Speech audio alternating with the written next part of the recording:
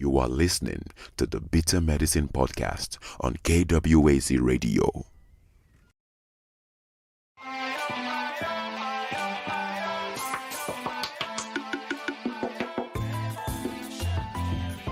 Welcome to the Bitter Medicine Podcast, where it's all about Black empowerment. Our show focuses on Black news and entertainment, arts, science, economics, history, people, and strategies that uplift, empower, and motivate Africans within the diaspora. And now, your host, whose favorite color is black, Goku.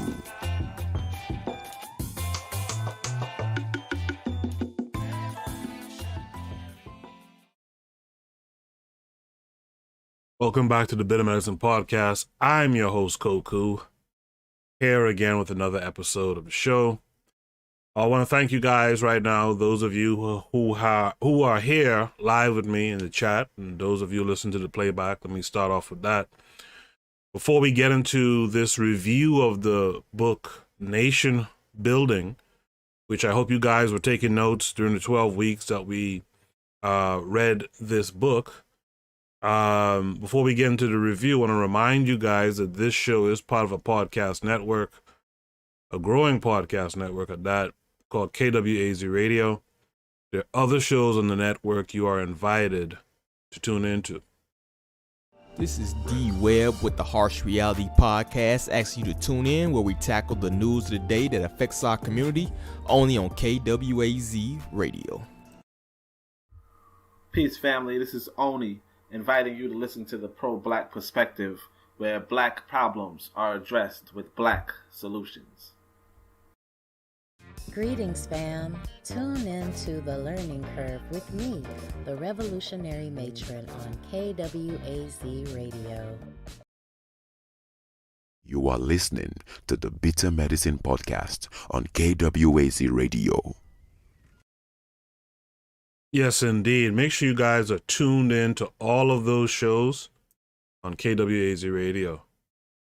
Let me just do this real quick. I'm on the Discord. I'm on air in the Discord.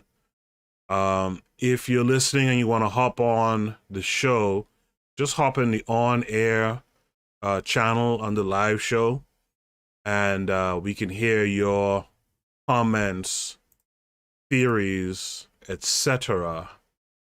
to our discussion of this book, Nationbuilding. I see that the Learning Curve, that's the Revolutionary Matron, is in the room. Peace to the Revolutionary Matron. The Pro-Black Perspective is here saying, okay, let's go. I want to thank all you guys for tuning in. I hope you guys have your notes, because this is a review. This is not me talking by myself. I want to hear your thoughts on some of the things that was covered in this text. So let's start off like this. So one of the first concepts in this book, Nation Building, is the idea of African community leads to African nation. And that primary concept has always been the case, right? But for a long time now, that concept, that idea, has lacked any coherency, and currently needs more immediacy. And I think we could I think we'll mostly all agree with that notion that African community is what's going to lead to African nation. Now, the particulars of that statement, that's what needs to be fleshed out, and through an African centered curriculum or African centered education, you can flesh out those particulars. But the primary thought is to keep in mind that African community will become, is necessary to get to African nationhood. So who's in the community, right? The community is centered around the students, the learners, the children, the future. And around that circle of students is your teachers, your parents, and even your theorists, which I'd like to think a lot of us, the shows on KWAZ radio, is just that. We got Arthur in the chat as well. Welcome, brother, to the chat. All right. So I think that's a good, I think that the book starts off well right there. Because the concept, at least in my humble opinion, of African Centered Education is to do what? It's to reconnect or to connect the learner to his or her community, his or her tradition, right? And to his or her nation.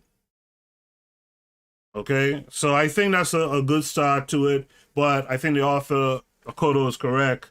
We need more immediacy about these things. We are slacking badly.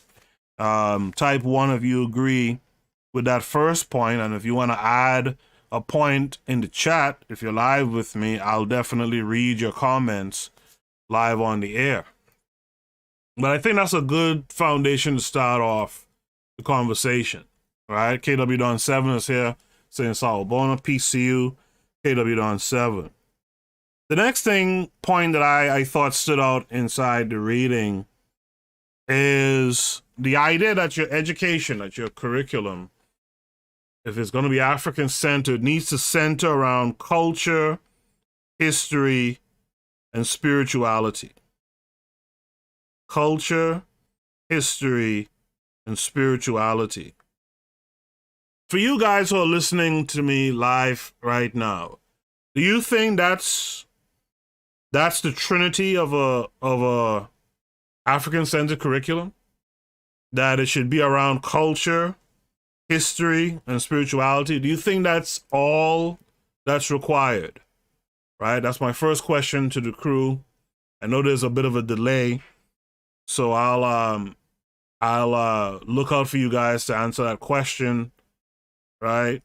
The next point that I wrote down is, and I think it's a good one, it says, nation building is everything, and we'll take everything we've got to get it done.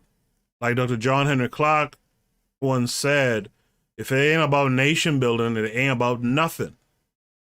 Right? And I think it just goes without saying, I think it's obvious to see, once you understand the necessity for nationhood, I think it's obvious to see that it's going to require a whole lot from Black equals African people here and throughout the diaspora, right? But I don't want to lose focus on that question I asked. I'm hoping that folks will answer to that question. Is culture, history, and spirituality the trinity, the necessary trinity of an African-centered curriculum, right? Mr. Untouchable is in the chat saying peace to the chat. Respect to Mr. Untouchable. The next point is consciousness equals nationality. Thought that was an interesting thought. Consciousness equals nationality. Arthur in the chat says culture, history, and spirituality. Definitely essential for building citizens and establishing identity, but for practical survival or success. So he's asking a question here. Arthur recognizes that it's essential. It's essential for developing people, and ultimately that's what education really is. It's about developing people, right? But is it but is it practical for survival and success? Well, I'll say this much, right? That, let me just check this for a second. The thing with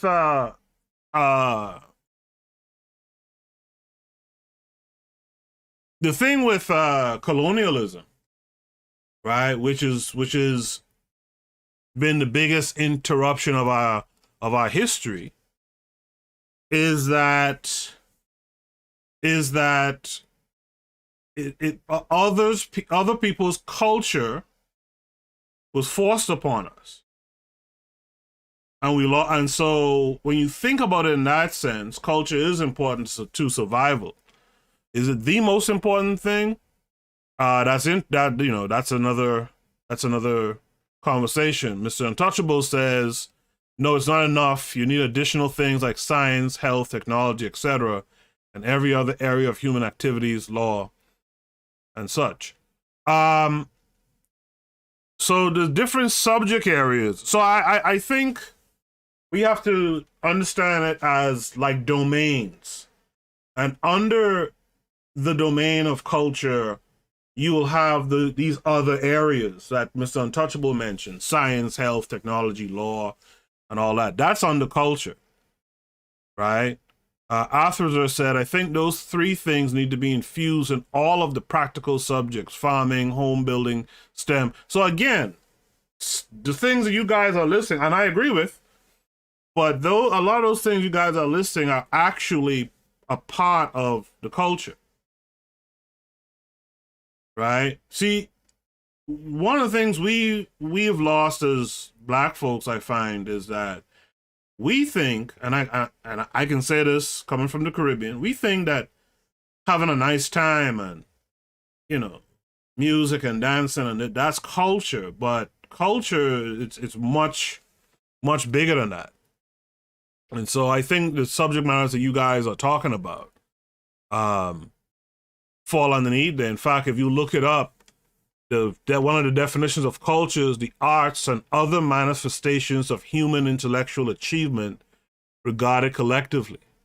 The customs, arts, social institutions, and achievements of a particular nation, people, or other social group. For example, Caribbean culture, right? So that's what I would say to that. Now, I noticed no one really touched on spirituality is one of those three domains. We know history is important. Know your destiny. Know your history to know your destiny. But do you guys put a lot on spirituality when it comes to education? Because I'll be honest with you guys, I had to change my thinking when reading this book, because I grew up in a system that religion in particular was pushed on you, right? And so I have a little bad taste in my mouth about that kind of thing. But I understand that spirituality is something different. So do you think spirituality, along with culture and history, is a good starting point when you're talking about education? The learning curve says consciousness is your culture. Consciousness is what allows you and your values to survive. Right. So that's what I'm saying to Arthur, that your culture, if it's strong, and if it's defined well, can aid in your survival. Right?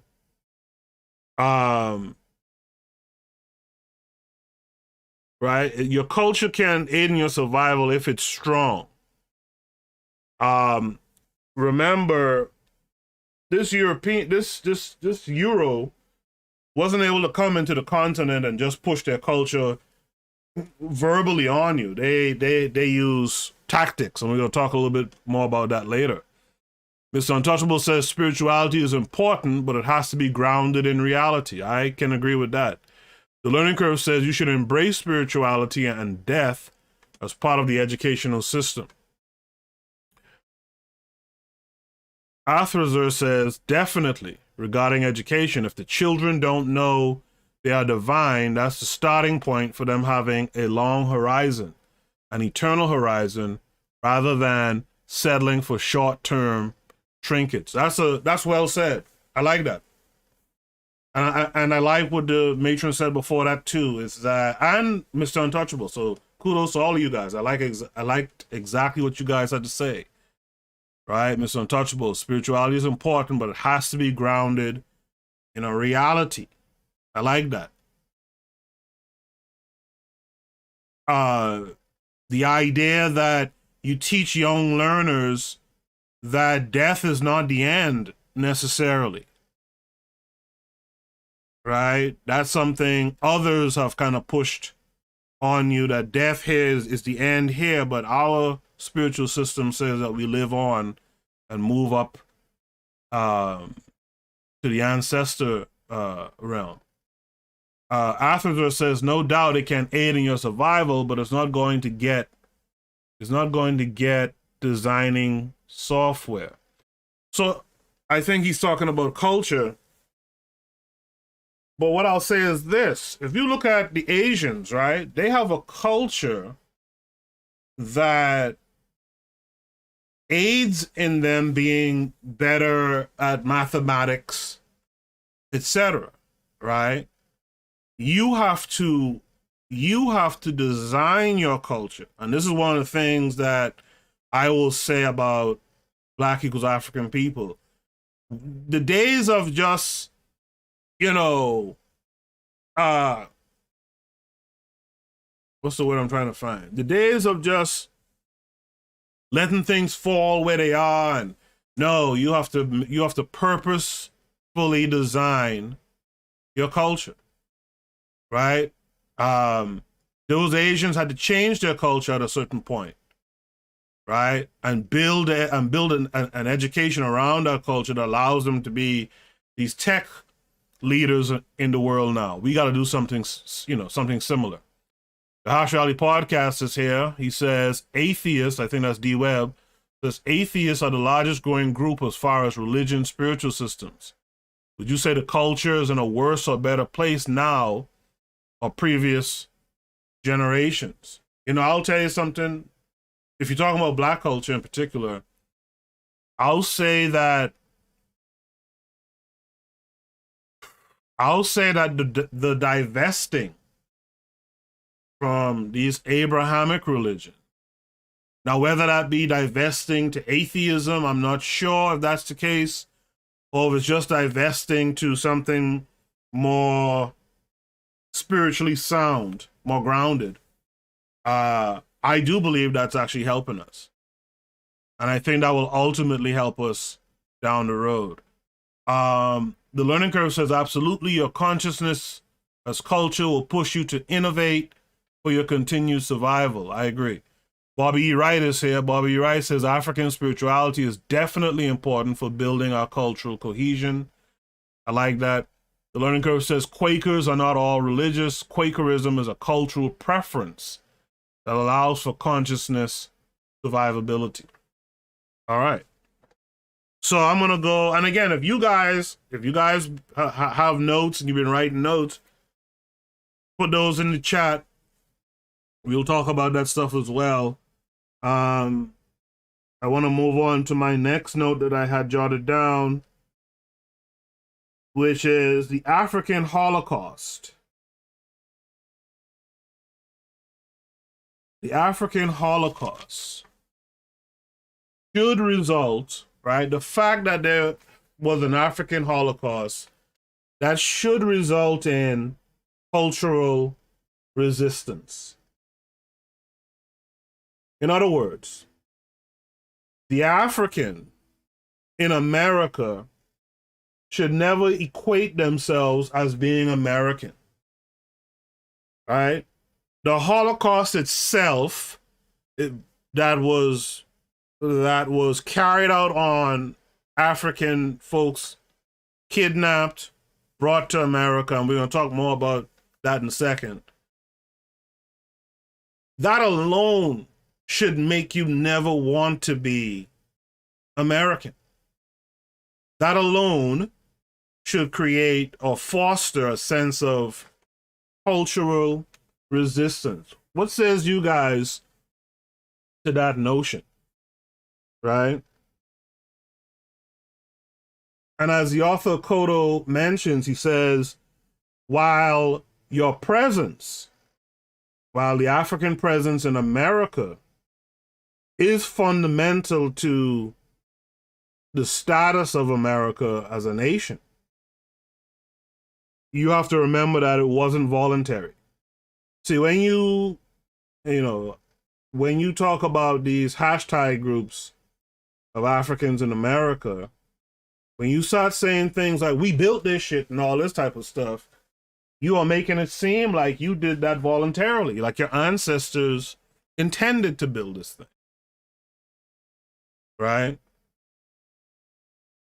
But the reality is that it was involuntary. So do you guys feel that the African Holocaust should be a point of contention for Africans in America that should energize Africans in America to innately have a resistance to the American cultural scheme? What says you guys to that? Mr. Untouchable says, I agree. You have to design your culture and even design your religion like Joseph Smith in Utah, or Scientology like L. Ron Hubbard. Not exactly like them. I actually understand where you're coming from. Right? And I think that ties nicely to what you said earlier about it has to be grounded in some realism. Right? We can't just sit here and haphazardly. Once again, we're in this re-Africanization process. We can't just haphazardly take up old concepts and carry on with that. Right? We have to deliberately design, deliberately install, or or input the things that we want to see in the long run. I see we got Marcus McGee here. Marcus McGee says, that's my problem. Some AAs just submit to being American. I will never forget what they did. Let me give it up to Marcus McGee right there. I like that. I will never forget what they did. What other group you guys know says, I'll never forget, or advises their children, their people, never forget? The pro-Black perspective says the AA situation is too complicated. I don't think they are looking for nationhood. I think we like the idea of nationhood, but we're banking up the wrong tree in America. And that's one of my concerns. It'll come up later in the episode. I like what the pro-Black perspective says there. That's one of my little things that we'll talk about a little bit later in the show. But I do agree with what you just said. I want to thank Marcus McGee for being here as well. I didn't give you a proper shout out there. Thanks for being here. Make sure if you're here listening to my voice, either live or on playback, make sure you are hitting that like button. All right? Make sure you're hitting the like button. So, we were talking about culture earlier, and this was highlighted here. Culture is that totality of values, beliefs, and actions that characterize a people. Right? So if you just stop right there and think about it, what you want to do with your culture is you want to think about where or what do you want your people to look like in the future. And you have to build in the things in your culture now, right? To get to the people that you want in the future. So that's something I just want to point out again. So one of the things in this section, we're talking about the African Holocaust should create more cultural resistance. And I remember the pro-Black perspective said a little while ago, that the AA situation is too complicated. I guess there is some complications. I don't know if it's too complicated, but I guess there is some complications there. But one thing that the writer in the book points out that I liked, he mentioned Walter Rodney. And Walter Rodney made a point to say that the African Holocaust, or what the public school system teaches as the slave trade is problematic. And that's why it's important. I don't think we understand how important it is to name the things which we interact with the most. When we allow ourselves to be dominated and have others give the titles to the things that we interact with, it's going to create this confusion, right? Walter Rodney said that there was no such thing as a slave trade. They got Africans by warfare, by trickery, by banditry, and by kidnapping. And that's an important thing because, when you say slave trade to a young kid, they're going to think, well, it was like some kind of barter. Okay, well, you give me this for this. But the reality was it was more vicious than that. And that's one of the things that the Africans in America, to me, don't get. The Africans in America have been led to believe that Africans on the continent just gave up people and sent them off. Like the Europeans were minding their business, and here comes Africans just giving them, kidnapped Africans and shipping them off. I have issues with some of the ancestors on the continent with regards to the Ma'afa, for sure. But it was more sinister than what the public school system is pushing on these kids. The learning curve says AAs are fighting themselves. They want recognition from the Eurasian father. They should realize that they grew in their mother and were torn from her. Their father just violated her. Athrazer says AA agenda is integration and getting a fair share of America. They want their rights and their respect. Maybe that's the complication that the pro-Black perspective is referring to, that there is a debt of blood in this soil, but you're not going to get either. And wasting time on that isn't helping anything. Bobby E. Wright says, I agree 100%. That's why nationhood is important, because to live under the European paradigm means you have to assimilate. Yep. Arthur says nationalists want justice, and Sankofa, we want to be restored and continue on the path we were on before we were interrupted and dominated. I like that. And that's the crux of the whole African Centered Education, the whole re-Africanization scheme here, right? The learning curve says AAs are told we were sold and unwanted. That's what I'm saying. And where are they being told that, by the way? In the schools. Who are they being told that by? Predominantly, historically? We all know who, right? And a few sellout Negroes, too, right? But words are important. Words are important. And one of the things we want to do, if we're going to talk about African-centered curriculum, we want to make sure we get the wording right and call things what they are. You refer to Black folks in America, Black equals African folks in America, you refer to them as Africans in America, or Africans in the Caribbean, etc., etc. The pro-Black perspective says AA is a minority with no industry. It's hard enough to not have industry, but to be a minority too is terrible. I get that.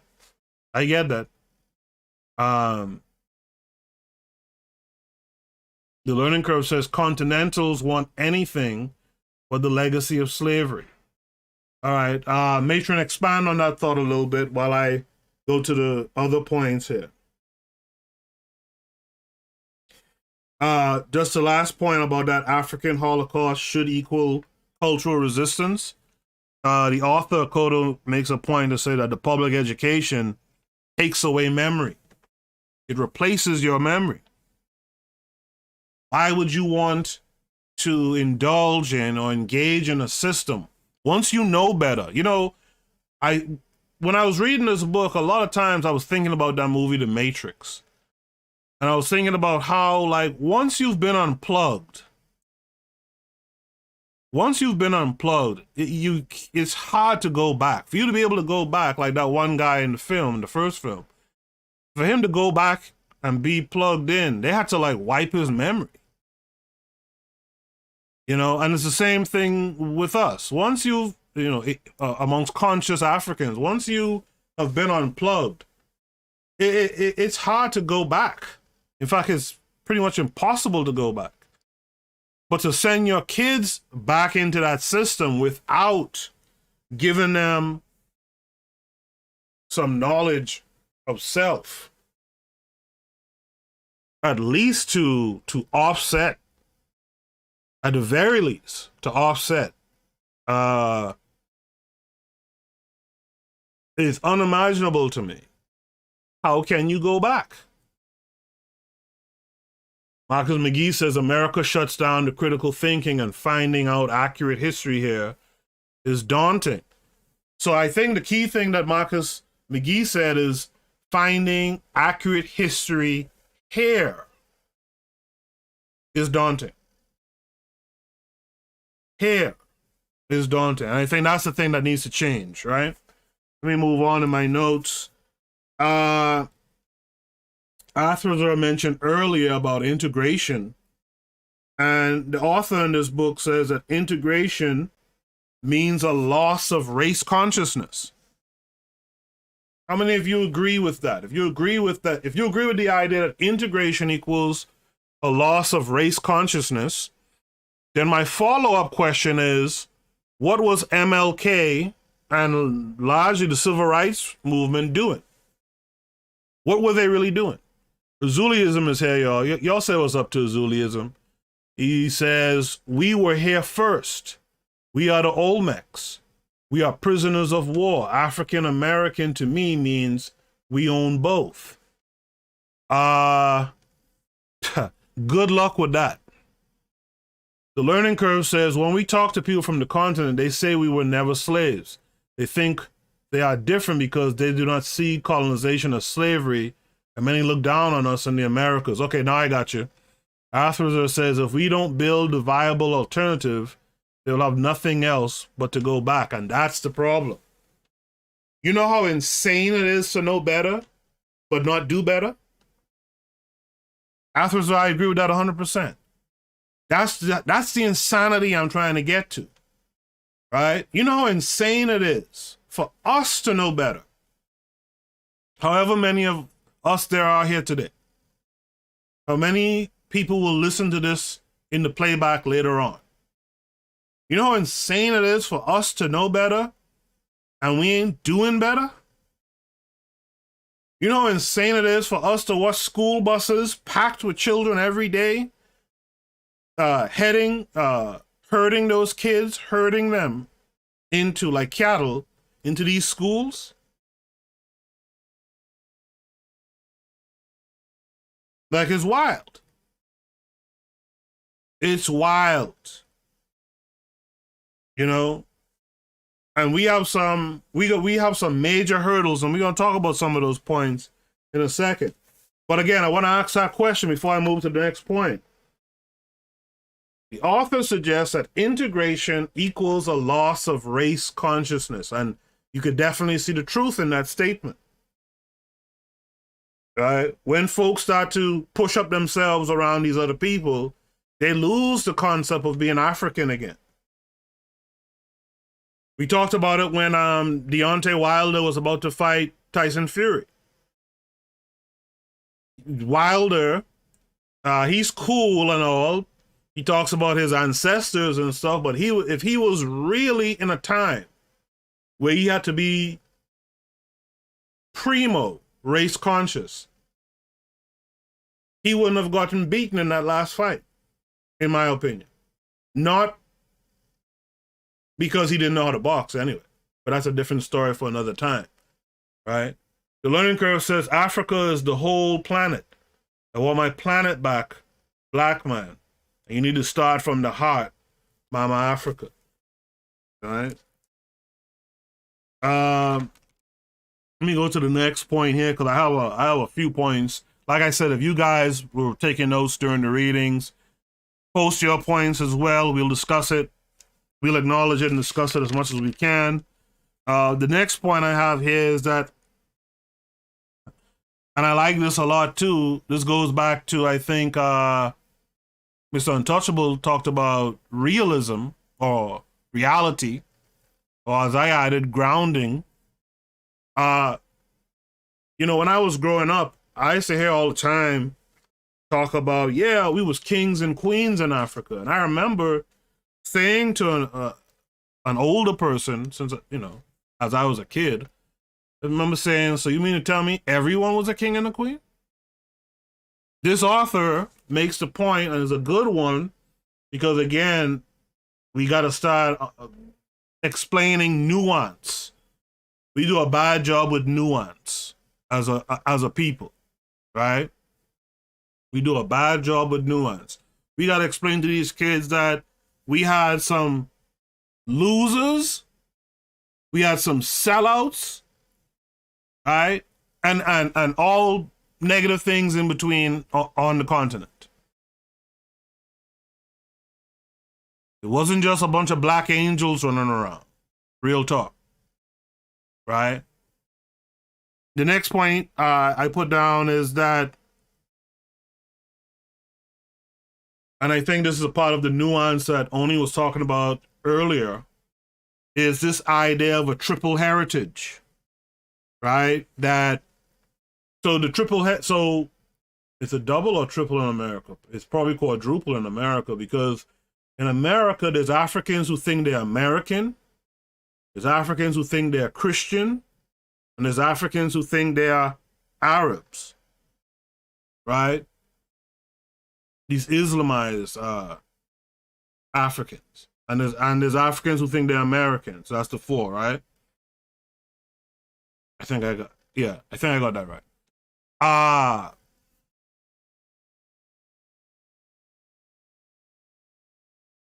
This triple heritage thing that we see here in America, that you're African, that you're African Christian, you're African Muslim, we've seen that on the continent as well. All that, and I like the fact that Akoto says this, but this triple heritage thing that they push, all that is confusion. That's just more confusion, right? In the chat, Bobby E. Wright says the perfect example of our miseducation is the previous brother talking about being Olmecs. We hate being African. Oh boy, that's gonna start some back and forth in the chat, I'm sure. Urzuliism says if we're gonna question everything, who told us that we are all from Africa? Who told you that? If we are the starter of civilization, then why are we not here in America first? So,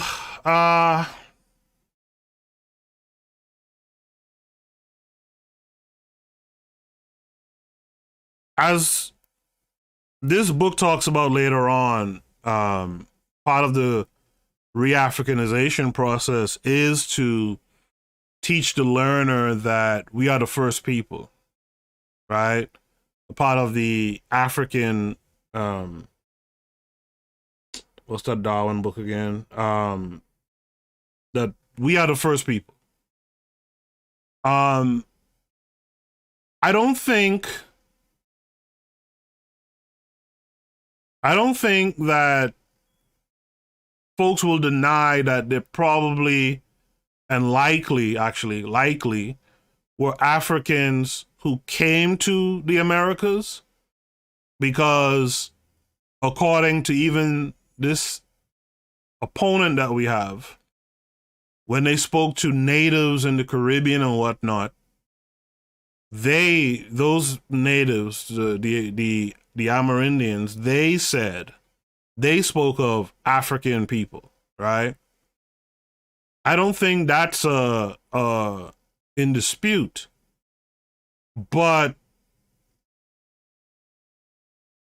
the idea that, you know, there was an African civilization. In fact, I think it was a Zuluism who had that shoot the breeze topic talking about Egypt was in America, which is just whatever.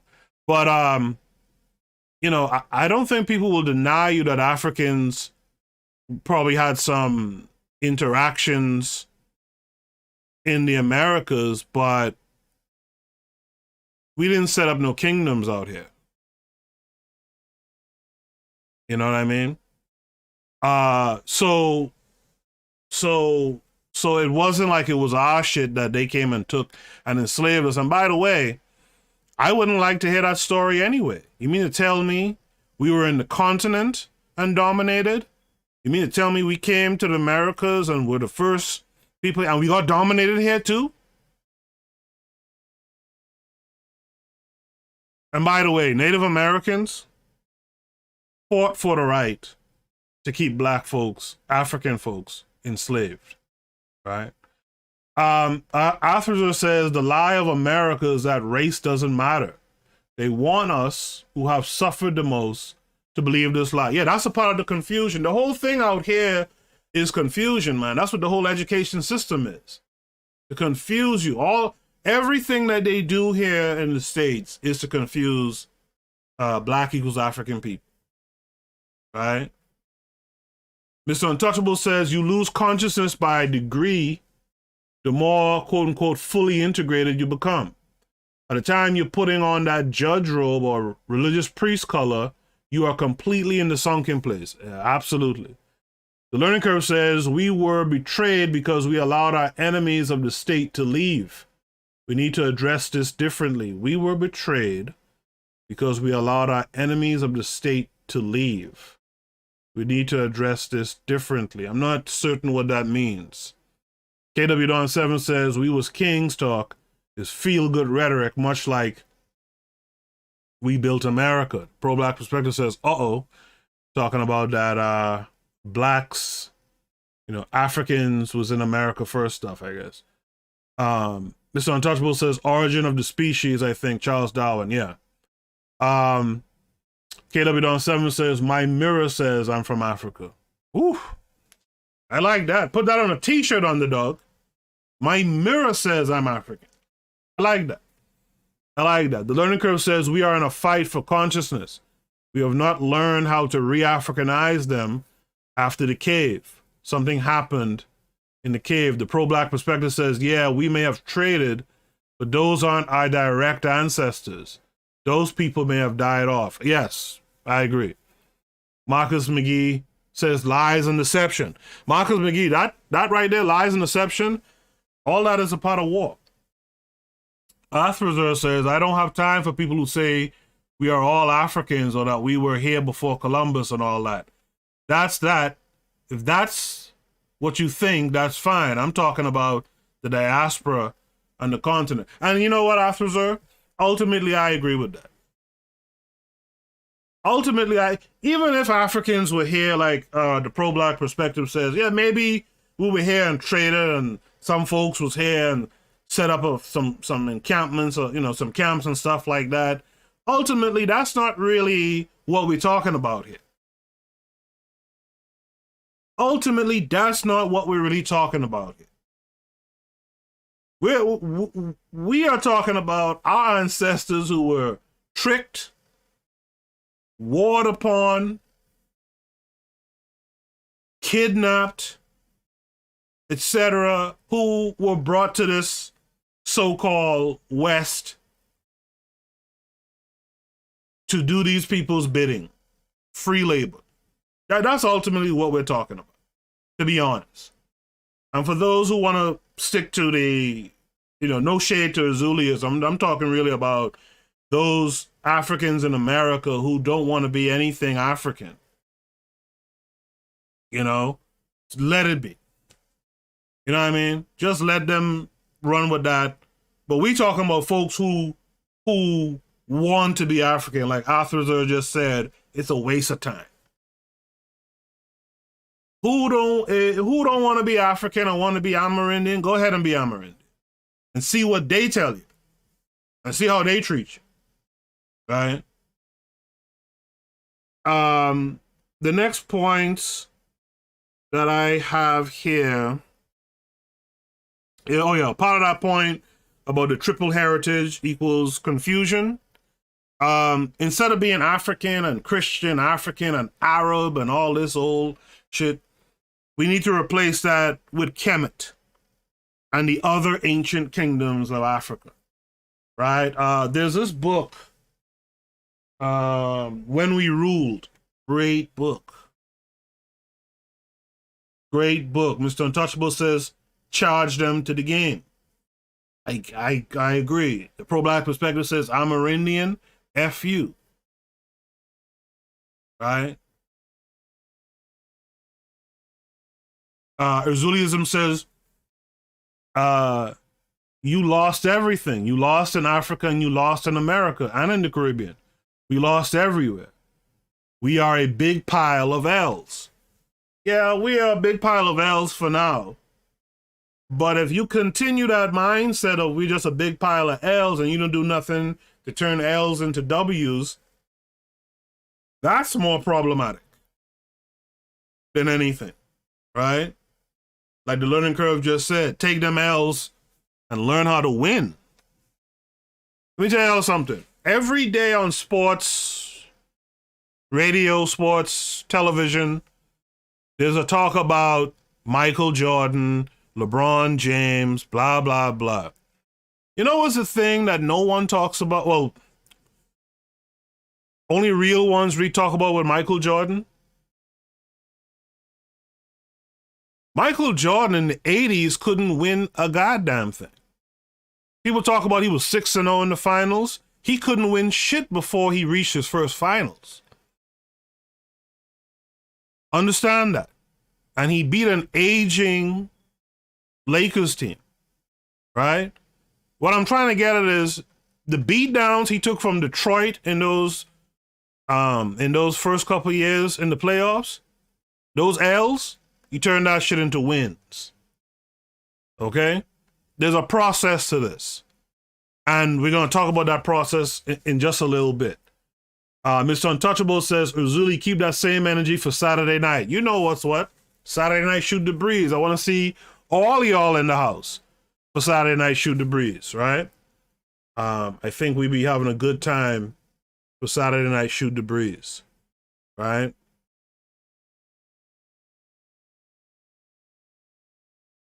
Marcus McGee says, that's extinction talk, buddy. I agree.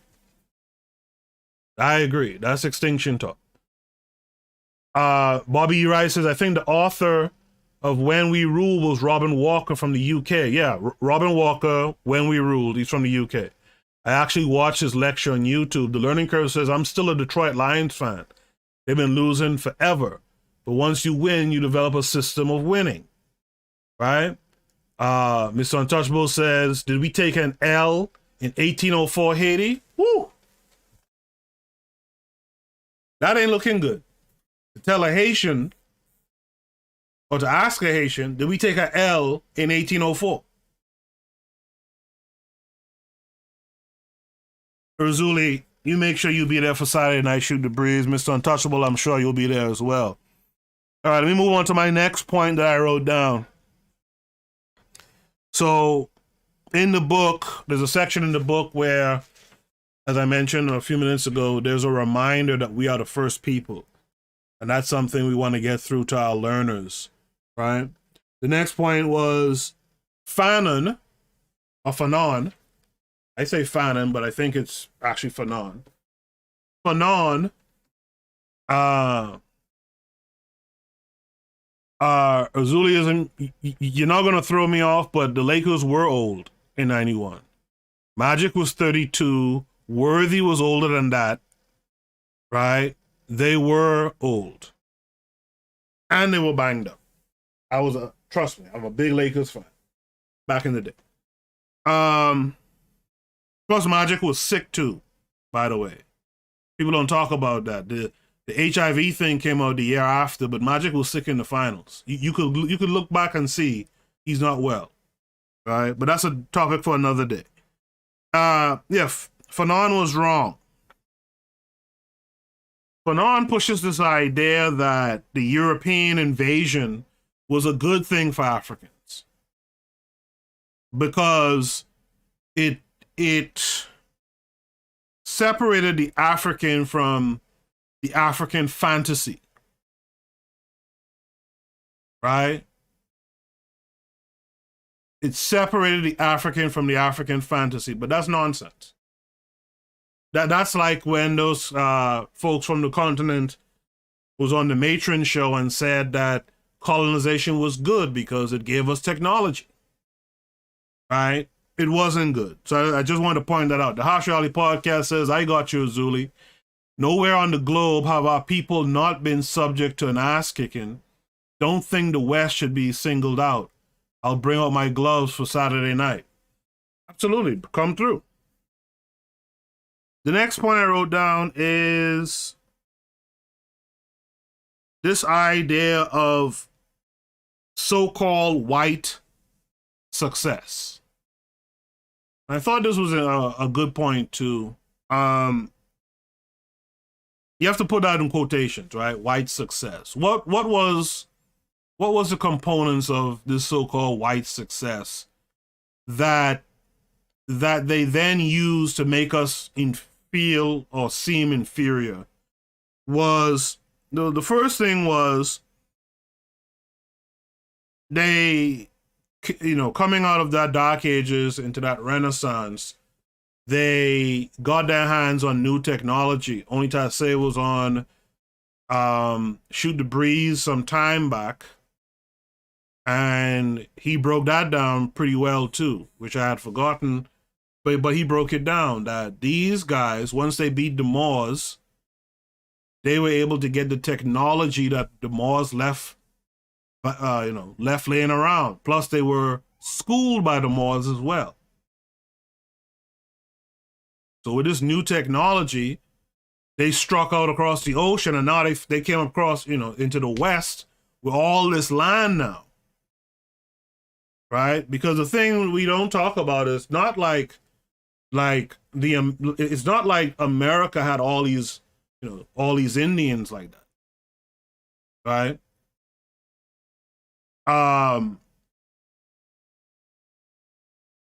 Worthy was 30. Worthy was old too. Worthy was over the hill by that time. But you're not going to throw me off the topic.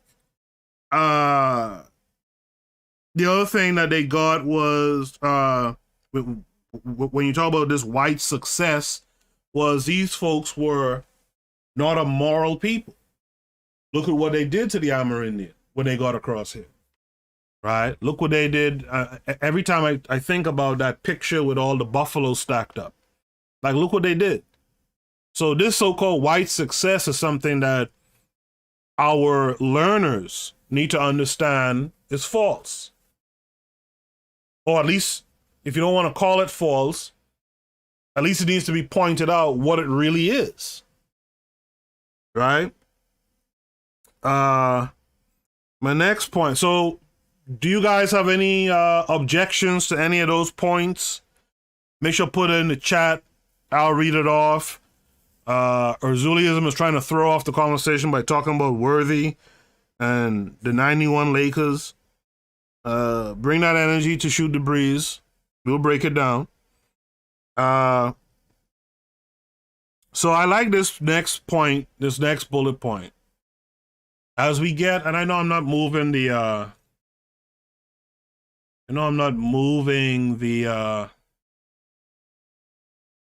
pages too much because I'm looking at my notes here.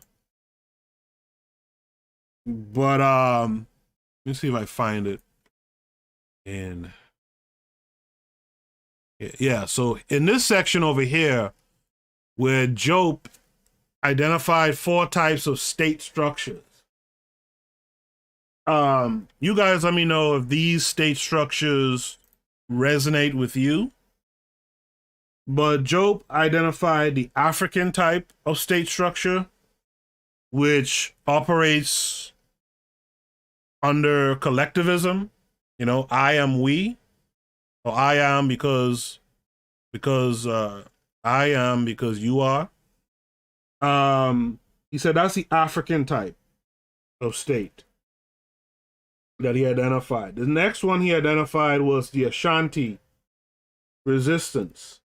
I think the Malian Empire had a similar type of state. Ashanti is the resistance to a common enemy, right? So several different people, several different groups. Here comes this one enemy. And I always talk about this too. We don't do this as Black equals African people. We don't identify our enemies. Let me ask you all a question. If you have kids, or if you have nieces or nephews who are kids, right? And I went to them and I said, who is the enemy of Black people? What would the answer be? Can you guys post that for me? You guys who are here live with me tonight, can you post your answer to that question? If I went up to your niece or little nephew or your kids, son or daughter, right, school age kids, and I went up to them and I said, who is the enemy of Black equals African people? What would the answer be? What would the answer be? Right? As I wait for that answer, I'll go on to the other state structures. So if you're talking about nationhood, you need to have an idea of how it's going to be structured, right? So we talked about the African type, which is the collectivism. We talked about the Ashanti, which is, and also the Malayan empires, which was resistance to common enemies, so different tribes, if you will, different smaller groups of people recognize we all have the same enemy. Let's band together. That was the Ashanti example. Then there's the Athenian example, or the Athens example, where you have a dominator and the dominated, which sets up that classism type thing that we see. Then there's the Spartan or the Tutsi. There's the Spartan or the Tutsi structure, where there's complete separation.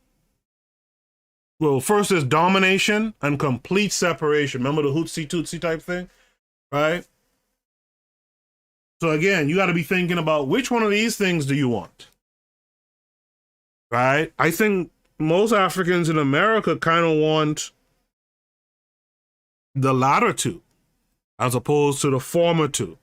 What says you guys about that thought? KW7 says those children would not know. Huh. Athrazer says lack of knowledge of self is our greatest enemy. I have a line in the song where I say, united we stand, united they fall. All we've ever needed to do is come together. By the way, y'all check out Athrazer's YouTube channel. He's always uploading his performances. He's a guitarist. He's a singer-songwriter. You guys make sure to check him out as well. The learning curve says ignorance and white identity people, or maybe everyone. Her answer changes based on the situation. So at least you get that answer. At least you get that answer.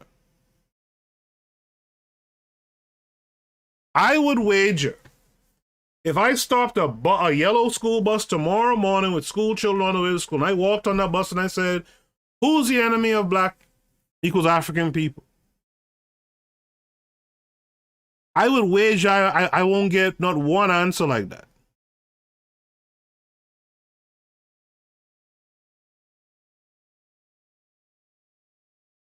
KW7 says, hell, you could ask their parents and they wouldn't know.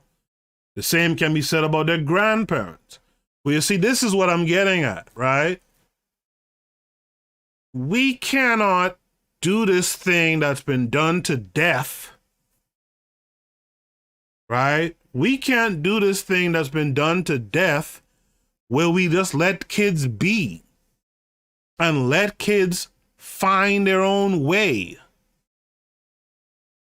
I've talked about this on the show several times in the past. This idea that I've seen from black folks on television and stuff, talking about the first time they experienced racism, or the first time they came to know what racism is.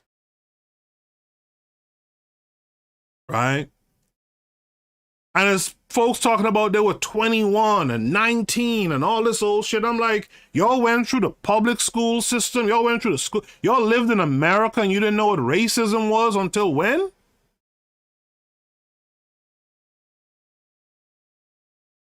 You didn't pay attention in history class and read between the lines of what they was telling you in history class to realize that this shit don't make sense. This shit is putting me down. So I'm seeing all the comments coming through, and I just want to say that, like, I have these conversations with my kids. I saw what the pro-black perspective said. I'm going to read it in a second, right? Now, you can't go and tell two younger kids who you have out here in the world without, you got to train them in these things, right? You just can't go to a little 5-year-old kid and say, hey, your enemies is white folks. Nah, he or she is going to go there and say some shit. You know what I mean? But they shouldn't pass childhood. They shouldn't get past childhood. They shouldn't be young adults and then now have to learn this shit. And furthermore, if you're talking about an African centered education, guess what? You're going to have to teach them that.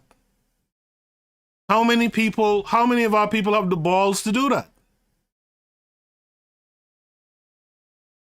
We're going to talk about it a little bit later on too, but a part of the problem with this African centered paradigm of education, there's two kind of schools of thought. One is, one is about self-determination. The other is about integration. And a lot of our people like to go the integration route. Yeah, it's African-centered, but it's a part of the public school thing. And it's multicultural. So a couple of Hispanics, 2-3 Vietnamese people could be inside there and learn about Marcus Garvey and all this stuff. No, that's not it. Let me go back to the comments, guys. I didn't mean to ignore them. Mr. Untouchable says, I don't think my nephew or niece could answer. They don't think in terms of enemies or allies. No, they're children. They won't think in those terms.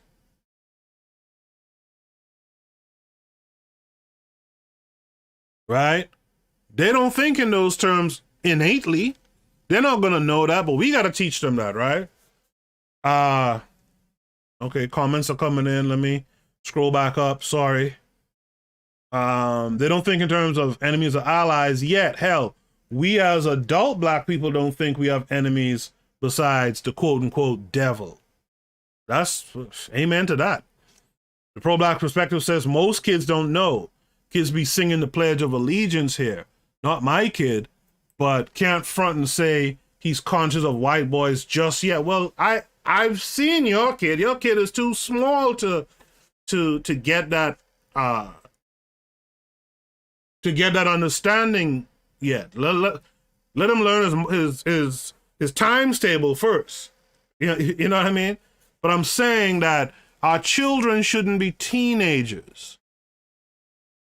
Our children shouldn't be 18, 19, 20, 21 before they start getting that knowledge.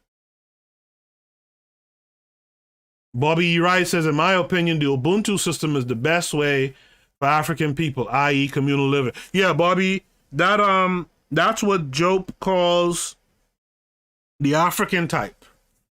That's the Ubuntu system. That's what he calls the African type. Right? The pro-black perspective says, my man got no chill, so I can't really teach him white enemy, LOL. He be just blurting out things. Yeah, he's a small kid. Marcus McGee says, well, people thought they would change their ways. Wrong. The Learning Curve says, I'm always talking to my niece about stuff and asking her questions about why she thinks something happened and why the people did it. That's what I do with my kids as well. We gonna have to have a conversation. I'm not gonna sit up here. Some people have said to me, well, you don't want to taint them towards certain people. Nope. If I see it, that's a teachable moment. I'm going to teach you something, right? To the point now where my teenage kids come to me and point out the bullshit on a YouTube video or a TV program and stuff like that, right? Mr. Untouchable says, we don't have a collective black consciousness of an enemy. We take on the enemies of our enemies. The Harsh Reality Podcast says, if you send your kids to public school, it doesn't matter who you teach them the enemy is.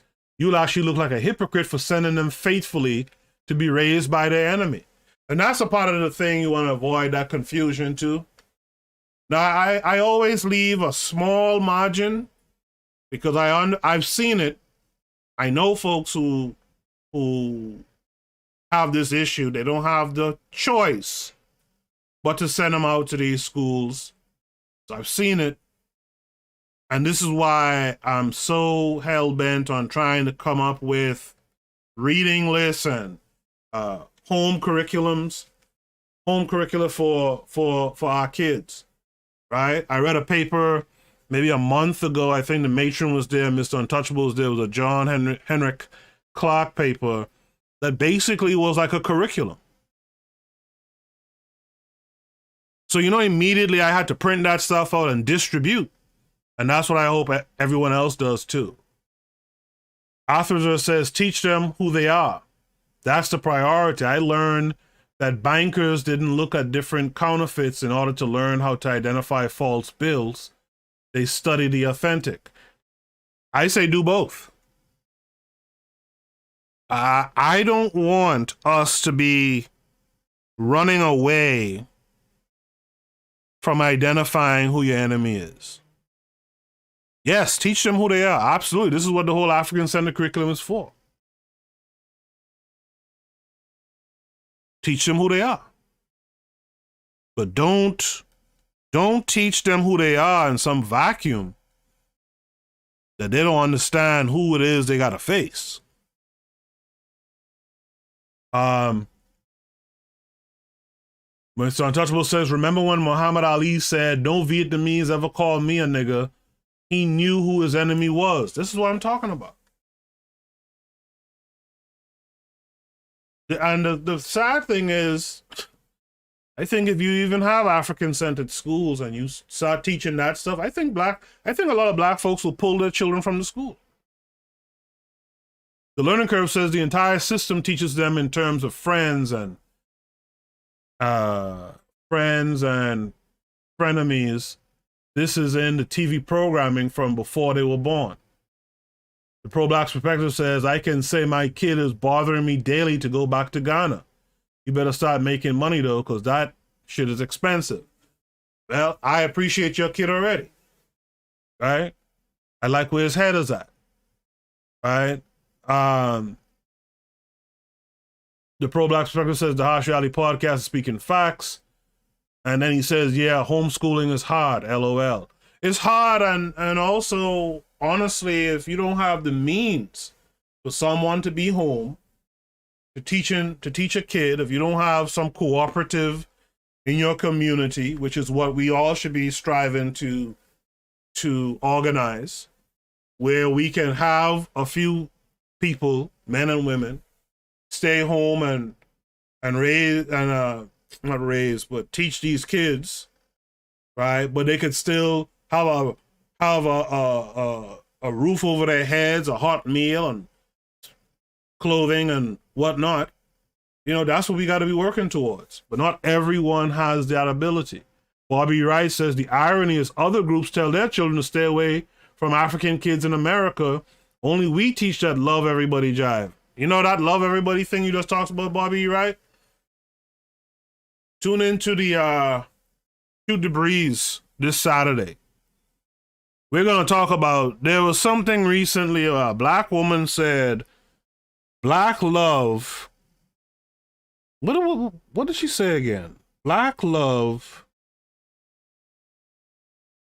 is so powerful that we even love the folks in America who treat us badly. Something along those lines, but we'll flesh it out during Shoot the Breeze, so make sure to tune in. Marcus McGee said, I want to figure out where I'm from somehow and go back. The Nationality podcast says 2 parents having to work full time to make ends meet was planned. Absolutely. They're cranking up inflation even more and talking about starting school at 3 for kids like they are doing us a favor. Is that true? They're talking about starting school at 3 years old, you mean, right? Wow. We got to change some things.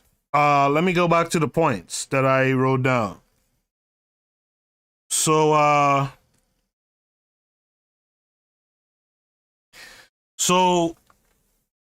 after this talk here about the different types of statehood or nationhood, further on, the author talks about the historical cycle.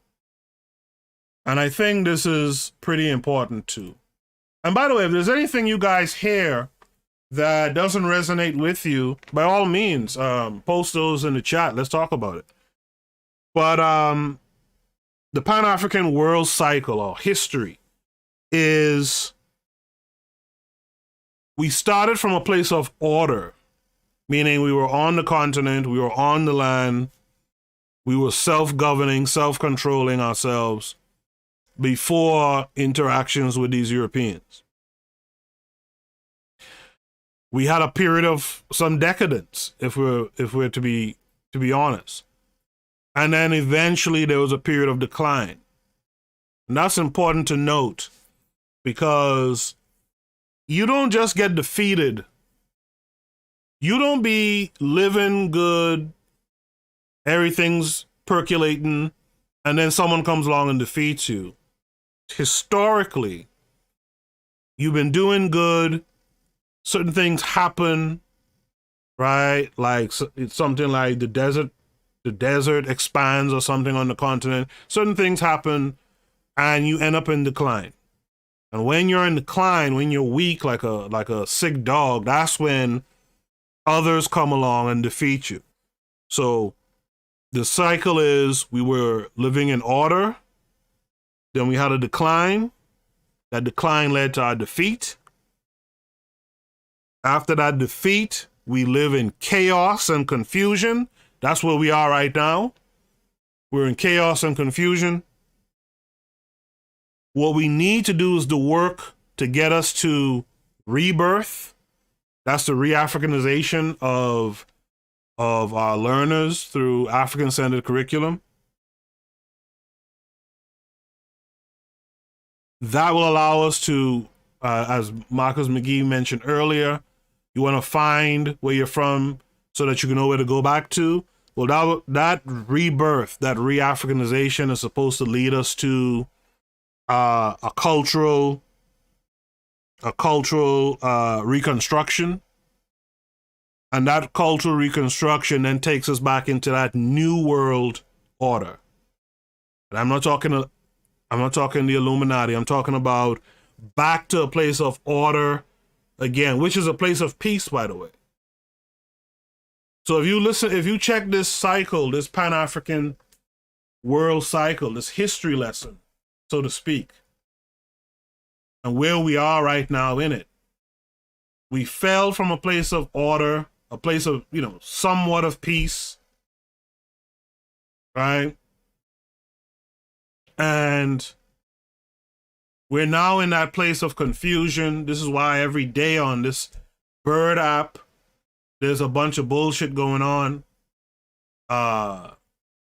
Male, female, black female wars, religious talk, anti-African talk, anti-Pan-Africanism talk, and all this old stuff. We're in a place of confusion right now. It's the education that will get us out of it back to a place where we can reconstruct our original culture and back to a new place of order for us in the nation, right? The learning curve says the problem is that we don't have people willing to hire people that have an African education. We need the job makers involved or invested in the process. Even that, matron, is all designed, just to piggyback off what the Harsh Reality podcast, D Webb was saying earlier. Like, that's designed and all. Like, we was talking about this on Twitter recently. Someone had a post and I commented that the reality of this entrepreneur stuff that we hear getting, bandied about all the time, which I fell into the trap of it too, a little bit, this entrepreneur stuff. The reality of it for Black equals African folks is that we are solopreneurs. We run the business. We do all the work. We make sure the tasks are done, right? We don't have the ability to hire folks. And I think Alma Bookman came in and said something like, we don't have the ability to give competitive wages. We don't have the ability to give health insurance and other insurances and stuff like that. That's the problem. We don't have an economy. And that's one of the things I wanted to bring up about this book soon too. We don't have an economy. We're piggybacking off of these other people's economy. We're actually under the table. Their economy is on top of a table. We're under the table getting the scraps. Right? Marcus McGee says it took thousands of years. People don't understand that. It took thousands of years for us to fall. It's going to take some time for us to get back there. But guess what? It'll take us even longer to get back there if we don't start doing work today. Right? Pro-Black Perspective says, by the way, everyone, tomorrow we have a space on Twitter. The Pro-Black Perspective says, drop some likes. So what's the topic for the space tomorrow? Is there a topic?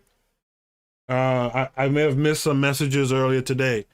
Let us know what the topic is. All right. So what do you guys think about this Pan-African world cycle or this history lesson that should be a part of the education of, or the re-Africanization of our children? Bobby E. Rice says we are consumers, not producers. Absolutely. Absolutely. One of the things, we could talk about, I guess I'm going to talk about it a little bit earlier than I wanted to, but one of the things that we could talk about is education a bunch, but like I said earlier, all of us aren't able to stay at home and homeschool our kids, right? We have to figure out some form of an economy to be able to sustain our teachers. And we're going to talk more about teachers a little bit later as well, right? The Pro-Black Perspective says the learning curve is going to surprise us with the space topic. Make sure you guys are following us on Twitter. If you follow the shows on KWAZ Radio on Twitter, it's usually a good time. Ask Kevin Carre 42 or anyone else who's here. We're around like-minded folks who bring up interesting conversations. Sometimes folks put you to school. I was rewatching the last interview that D Webb from the Harsh Reality podcast did with General Aziz from the Black Panther Party, the new Black Panther Party. And they had a segment where they were talking about, like, yeah, some of it could be some nonsense on this social media stuff, particularly Twitter. But what I've realized is if you have the right people that you follow, who follow you, and you mute the shit that doesn't make sense to you, that's more confusion, you actually get a good bit of at least a good bit of interaction. Did we run off Urzuliism, by the way? Is he in a corner somewhere rocking himself? Where's Urzuliism now? Right? So the learning curve is going to surprise us with the topic. So make sure you follow us on Twitter so that you can be a part of the space when it comes up tomorrow evening. All right. The next topic is functions of culture. So there's a list here. When you talk about functions of culture, the function of culture is perception, right? How to view life, standards, like standards of beauty. There's motivation. Your culture is supposed to have a component in it that motivates people to further the culture, right? There's roles and responsibilities within a culture. There's a common language or common way of speaking, common dialect. Within culture, there's a component of how to organize yourselves, particularly when it comes to like gathering the things that you need in order to produce the things, gathering the resources to produce the things that you need, also known as mode of production. There's also a national identity that's involved in culture, right? And lastly, it's the, what's the word? It's the perpetuation of culture, right? Perpetuation of culture is the last part of it, right?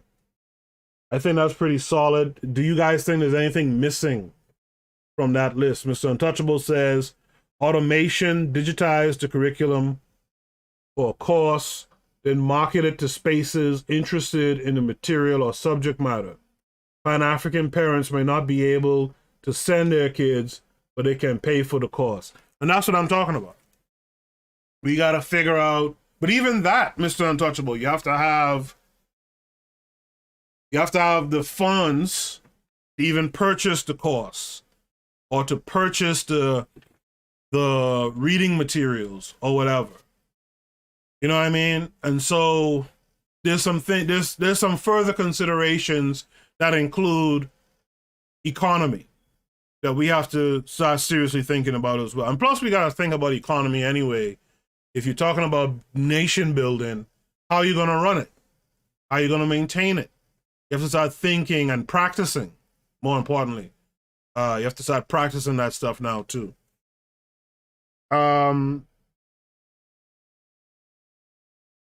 Page 30. Yeah, and by the way, I know I'm spending a lot of time on this introductory stuff, but really and truly the book, the way I see it anyway, and you guys can comment if this is how you saw it as well, but this setup is super important to understanding how the curriculum is designed anyway, right? So one of the things they mentioned nation building means to re-Africanize, but one of the things they said, which is pretty interesting, is that, and it's right here too, that Africans in America are a nation within a nation, searching for the concept of nation. Now, there was a time where I would have just agreed with that and kept moving, but the question I have for you guys, I already know what the pro-Black perspective is going to say, but are Africans in America really a nation? Are Africans in America really a nation? Or as the pro-Black perspective will put it, are they more so a population? Like where's, in the words of Marcus Garvey, where's the black man's government in America? Are they a nation or are they really a population within a nation? There's a huge point in that distinction. If you fool yourself that you're a nation, right, you're going to confuse everyone who comes along. But if you stick to the reality of being a population, right, that you're a population within your enemy's nation, that goes a long way towards changing your consciousness. You see what I'm saying? Because listen, if you were a nation, when Trayvon Martin was murdered, as a nation, you'd have taken care of that, wouldn't you? That's why I have to laugh when I think about Farrakhan and them. When Farrakhan was boasting about taking out Malcolm, because that's what a nation does, it takes care of its traitors. Well, if you're a nation, then why is Zimmerman out here skating about? Why is my man who killed Mike Brown out here skating around? Right? Why is it that we have to hope and pray and then become jubilant, at least some of us, when the court system decides to give some punishment to these folks like who killed Ahmaud Arbery? If you were a nation, you could protect your people. If you were a nation, you could exact vengeance, or AKA justice, for your people. I see some comments are coming in on that. Let me do a quick station ID break. We've been talking for a while now. I appreciate all of you guys who are here. Make sure you hit the like button if you're here lurking in the background and you're not speaking. Make sure you hit the like button. Make sure to comment. Let people know how you're feeling about this book and the concepts in the book. We'll be back on the other side. Just hang in there. You are listening to the Bitter Medicine Podcast on KWAZ Radio. This is D Webb with the Harsh Reality Podcast, asking you to tune in where we tackle the news of the day that affects our community, only on KWAZ Radio. Peace, family. This is Oni, inviting you to listen to the pro-black perspective, where black problems are addressed with black solutions. Greetings, fam. Tune in to The Learning Curve with me, the revolutionary matron on KWAZ Radio. Have you ever considered joining KWAZ Radio? Each of our hosts shares their unique perspective with you. You might have a perspective that needs to be shared. If that's true, hit us up at kwaz.radio@gmail.com.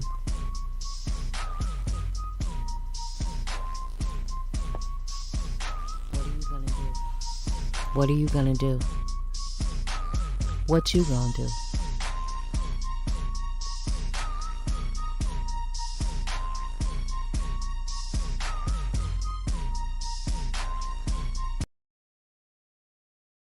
You are listening to the Bitter Medicine Podcast on KWAZ Radio. Yes, indeed. Make sure you're checking out all those other shows, KWAZ Radio. Make sure if you know someone, or if you are that someone who's interested in bringing something different to the network, let us know. Reach out to KWAZ Radio at kwaz.radio@gmail.com. Also, I just want to say this too. We like to, those of us who podcast on KWAZ Radio, we like to experiment with different concepts for these shows, right? Like the space is a concept. If there's something that you think will benefit the shows on the network, let us know. Since I have the community tab on YouTube, in fact, you guys should check out the community tab right now on YouTube. I posted several things on there today. I like to take note of the responses because it gives me an idea of what to think about next, what to do next. And one of the questions I asked on the community tab today, I don't remember it verbatim, but the question is along the lines of, if you were telling your friend or trying to convince your friend to listen to the Bitter Medicine Podcast, how would you describe the show? So if you guys, if all of you could do me that favor and post your description to that community tab post, it will be very helpful, because it will help us determine how to go about branding of the show in the future, etc. So do me that favor, check out the community tab. Check out the post I put up today. There's a throwback to an old episode I did years ago about the couple that created the Black Wall Street board game. If you haven't checked that out, you could go check it out. Not now, of course, but you could check that out there as well. So just give me some feedback on those posts. It really helps planning the direction of this show, and it also helps some of the other hosts as well. The Learning Curve says we are a population. Marcus McGee says population. These fools are confused and scared of white folks. Put that on a t-shirt too, Marcus McGee. The Learning Curve says we are an enslaved population. I'm at least 7 generations enslaved here. Wow. Bobby E. Wright says, I agree. We are a population because a nation takes care of business. Absolutely. The Nationality podcast says a nation has a name, flag, laws, leader, economy, etc. So I think it's a consensus, right?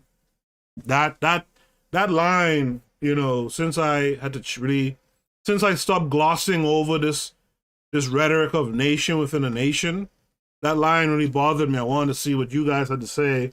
I appreciate your feedback. The next thing that they talk about that stood out to me in this reading was education is a ritual. How many of you have thought of education as being a ritual? Education is a ritual. And the ritual is meant to reaffirm your national identity. Education is a ritual that reaffirms your national identity. So here's the question. If you're not designing the education of your children, whose national identity is being reaffirmed in them? Pro-Black perspective says population, of course. Well, I knew your answer, for sure. But thank you. Right? Education is a ritual that reaffirms national identity. Say what you want to say about Africans in the Caribbean and whatnot. I can tell you about my hometown. I can tell you about Trinidad. I can tell you about Jamaica. I can tell you about Haiti.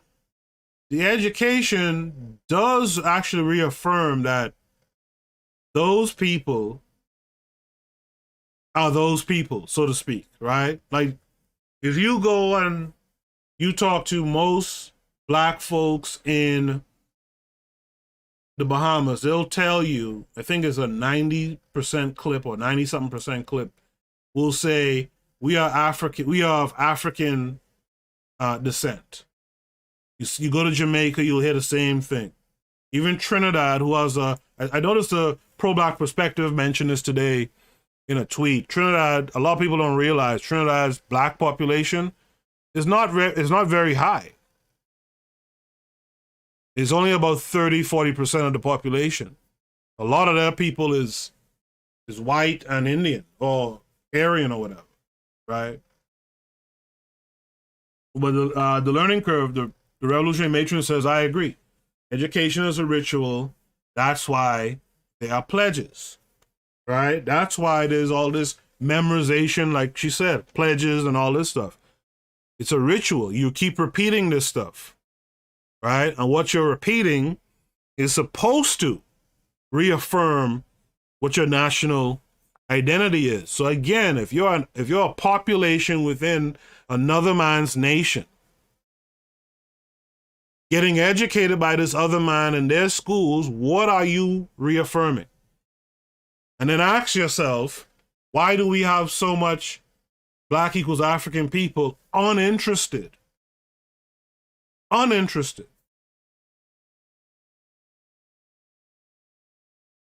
in changing our situation? Next point, formal education leads to an inferiority complex.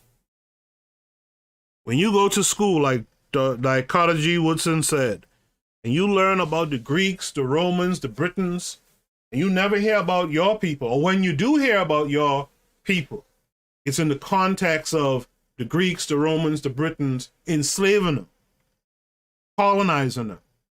You can't ever feel good about yourself. I think I said this, yeah, I've talked about this in the show before. Like, even in college for myself, there were classes like organic chemistry and stuff I was in, where I would go into the recitation, and I was the only African in the recitation. When I look to the north, there's the white folks, Russian and this, that, and the other clicked up.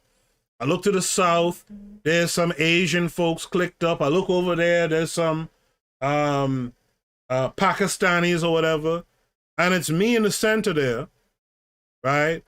No one to help uplift, no one to get support from or give support to, just on an island by yourself. That's a daunting task to go through.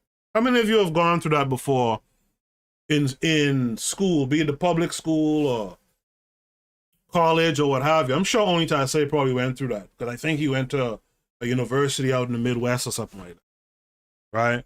How many of you have gone through that experience, right? It's a daunting thing. You have to really have knowledge of self to pull yourself up and push through that kind of situation.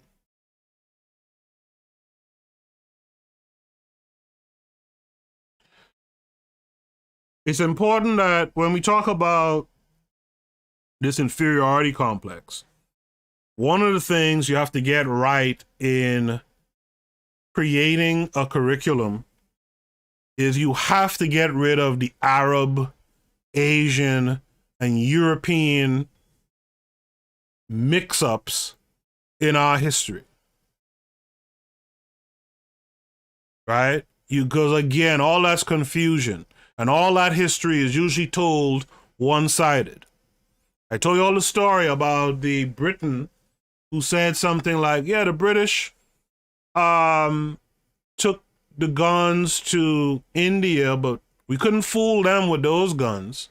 No, actually, it was an Indian, I think, who was saying this. They brought the same weak-ass guns to us, but they couldn't fool us with those guns.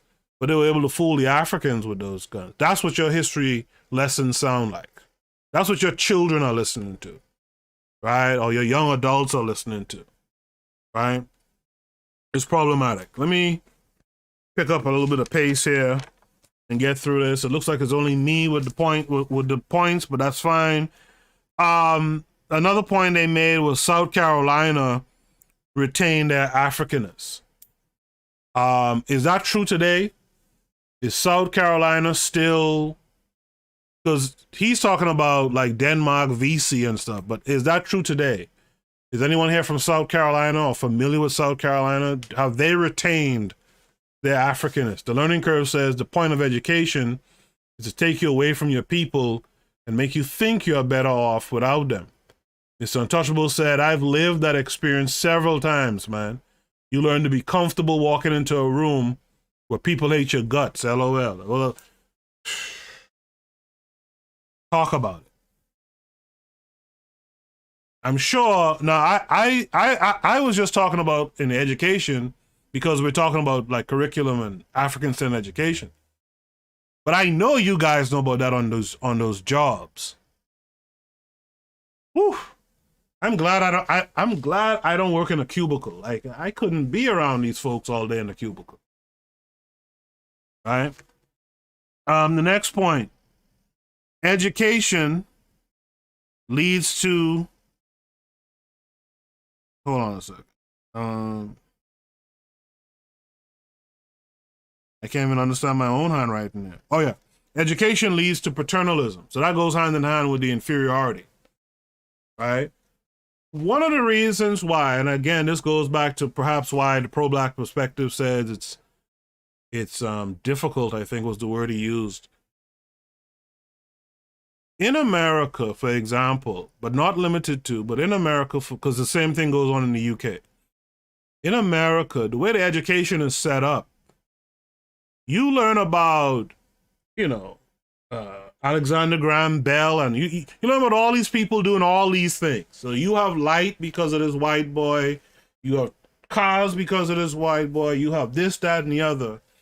And so if you're growing up in that situation, plus you've been told that you were enslaved by these white boys, if you have that going on, what impetus do you have to do anything for yourself? Black folks talk about being sunned, right? Like only time I say used to be sunned by his brother, his older brother, apparently, right? According to his story. But if you go through this public school system, what do you have in you? What's that driving, what's that motivating thing that makes you really want to do anything? This is why the world is passing us while we do nothing. And it's not just Africans in America, it's Africans globally at this point. You got mofos going to space now, or pushing to go to space now. What are we doing? We're still rubbing, I mean, no disrespect to our people. I'm not saying we're not capable, but I'm saying we're basically like sitting down, rubbing sticks together, shooting marbles or something, playing jacks, while folks is designing how to get out into space. Bobby Wright says the American educational system teaches white nationalism. So if it teaches white nationalism to black kids, you see the problem. This is why we have so many black folks who are white nationalists, essentially. To continue. So it's at this point in the book where they talk about the African Centered Education problems. I talked about it a little bit earlier. There's that ugly dichotomy of you should want an education. Well, there's two groups of thought, right? Two schools of thought in African Centered Education. There are those, like most of us here, I would assume, who want self-reliance, self-determination. So they want to create a curriculum for our kids, for our learners, that's going to teach the learner how to do for self. Going to give you the tools and the skills, the knowledge, skills, tools necessary to do for self. Because ultimately, that's what we want. We don't want other people, we talked about this during the last Shoot the Breeze. We want to be isolated. We don't want other people all up in our mix all the time and telling us what we have to do and all this old bullshit.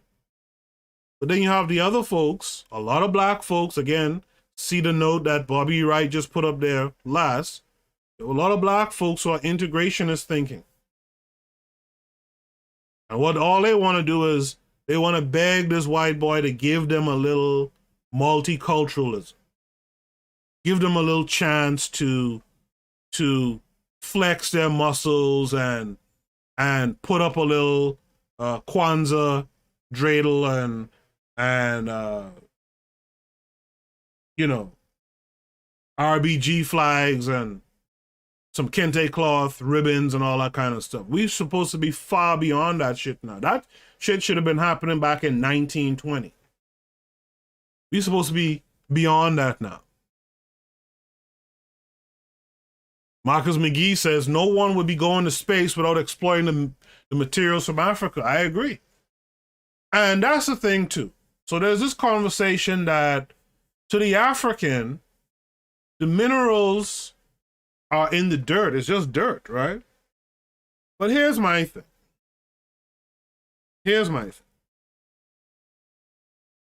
If someone else wants it, something should wake up within you to want to keep it. Something should wake up in you to want to be able to, like we talk about modes of production, to want to be able to find a way to get those minerals and make it work for you.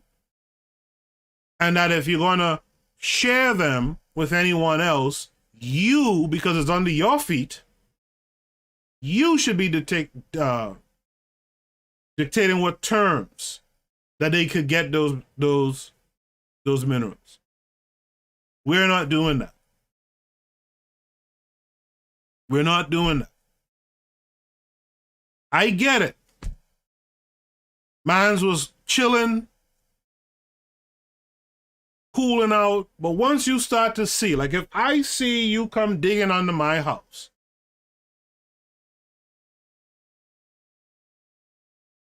if I see you digging under my house and you're talking about, well, there might be some oil deposit, guess what, motherfucker? You have to break me off some paper. We have to have a discussion. And if you ain't gonna do right by me, then I have to figure out a way to do right by myself. The learning curve says there were several border areas that had this phenomenon. Then after the Louisiana Purchase, they spread their BS like wildfire in the newly purchased territory. The next point I wrote down was, and I like this one. War means abandonment. War means abandonment, meaning that you have to get away from who you were relying on, and you have to rely on yourself. It means you have to return to being your African self, return to an African culture, right? Now, my thing about this part that I had a problem with in the reading was that, again, there was no talk about economics, right? Abandonment is good, but again, you have to support yourself. You have to support your people, right? So that's my one thing. Again, I'm just going to go through these points. You guys can comment on them. I'll read your comments live. The next point that was big was Afrocentricity. I know Mr. Untouchable is big on Afrocentricity. The reason why Afrocentricity came up in this discussion is because there's a part in this discussion that talks about a universal culture and how Black equals African folks tend to be duped into this idea of there's this universal culture.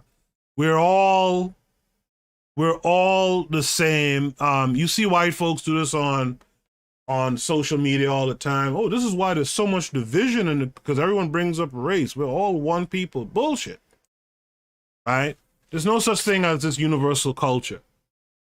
Right? Again, that's more confusion. Right? You want to get to your culture.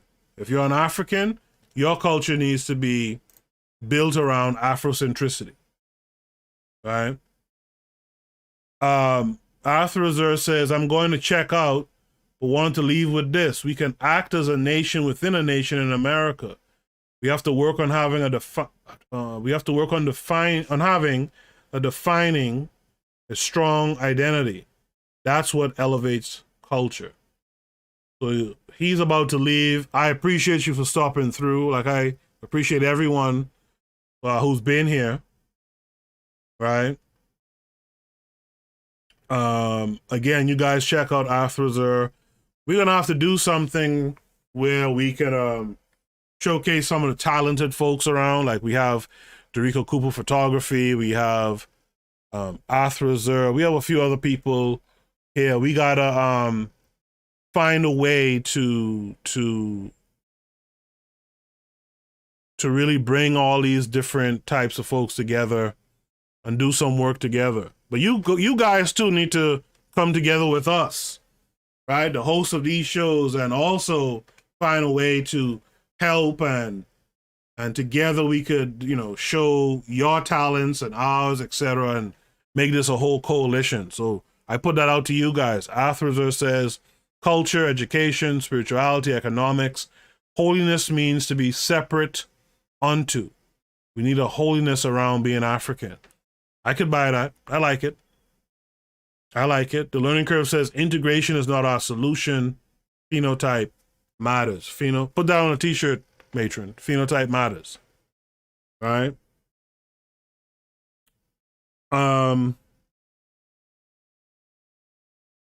So a thing I liked here too is the author mentions that the way that you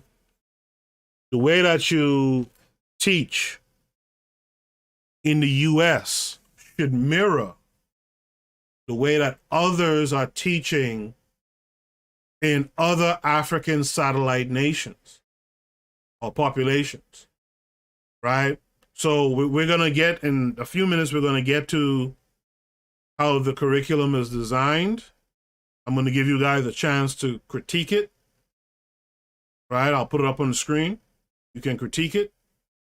But basically the way it's designed, right, except for one component, which is the nationality component, right? The way this author put it is Africans in America should be taught what they call African American nationality. But in the Caribbean, it should be Afro-Caribbean nationality. On the continent, it should be Ghanaian or Nigerian nationality. In the UK, it should be, Afro, whatever you call it, nationality. But everything else should be the same. The only difference is, and I get it to a certain extent. The idea is to teach about yourself, right? But we've seen some of the problems with the African in America nationality stuff, where it divorces itself completely from even being African, to be honest, right? Athrazer says, I'll make some intro music for your channel, Standing on the Rock and My Mother, perfect theme songs for, someone. Oh yeah, that was a conversation we were having today as hosts on these KWAZ radio shows, about royalty-free music and stuff like that. So if you could hook up something like that, that'll be cool, right? My next point is rediscovery does not equal replication. How many of you agree with that? Rediscovery does not equal replication. In other words, this notion, and this is maybe you could call this the third group of people who talk about African-centered curriculum or education, they just want to Africanize the public school system curriculum. That won't work either, right? The author here suggests to reenact our traditional culture, our traditional value systems, etc. To go back, Sankofa, go back and bring that forward. Next up is the profile. In the reading, they talked about the African-centered teacher. Now, I did a separate reading, aside from this book, on the profile of an African-centered teacher.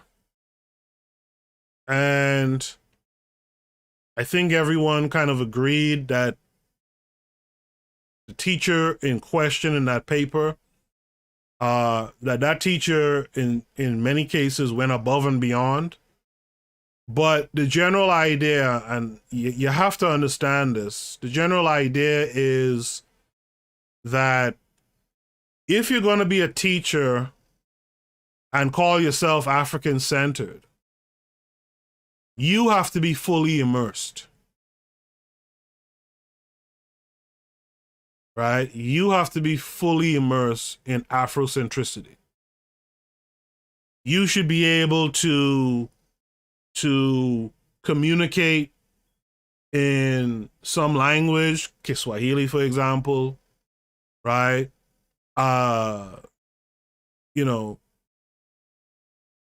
You should be able to talk about music, dance, dress, food. You know what I mean? Like you should be able to bring those things forward. In fact, the way I see it, when the learner sees you, they should see and think that's an African. You feel me? Bobby Wright says, Dr. Clark used to say, we dwell too much on where the slave ship dropped us off instead of where it stole us from. Absolutely. Right? The learning curve thanks Arthur Zer for his upcoming contributions. So the thing about the African Centered Teacher is simply immersion. Now, just out of curiosity, how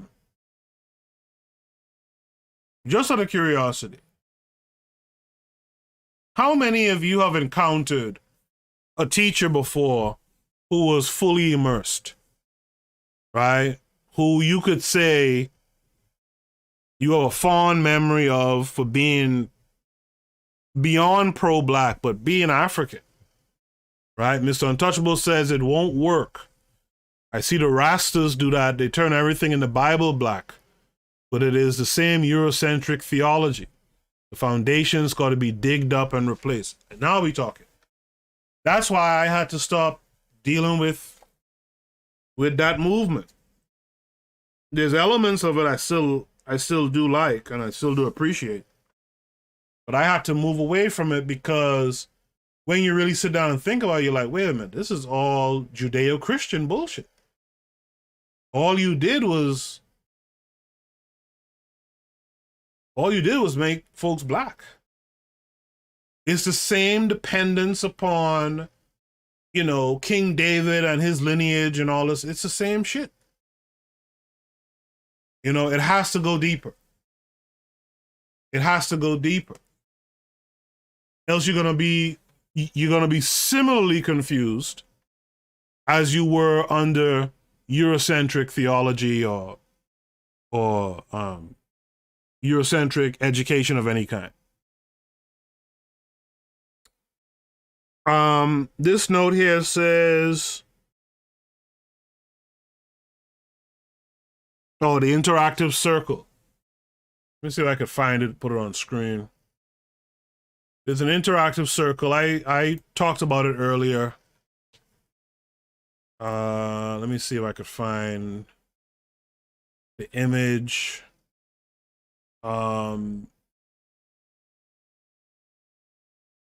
So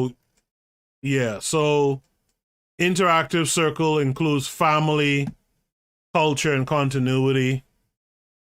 It's basically the student is at the heart of the circle, and students are at the heart of the circle. Around them is the teacher, the school, the family, and the community.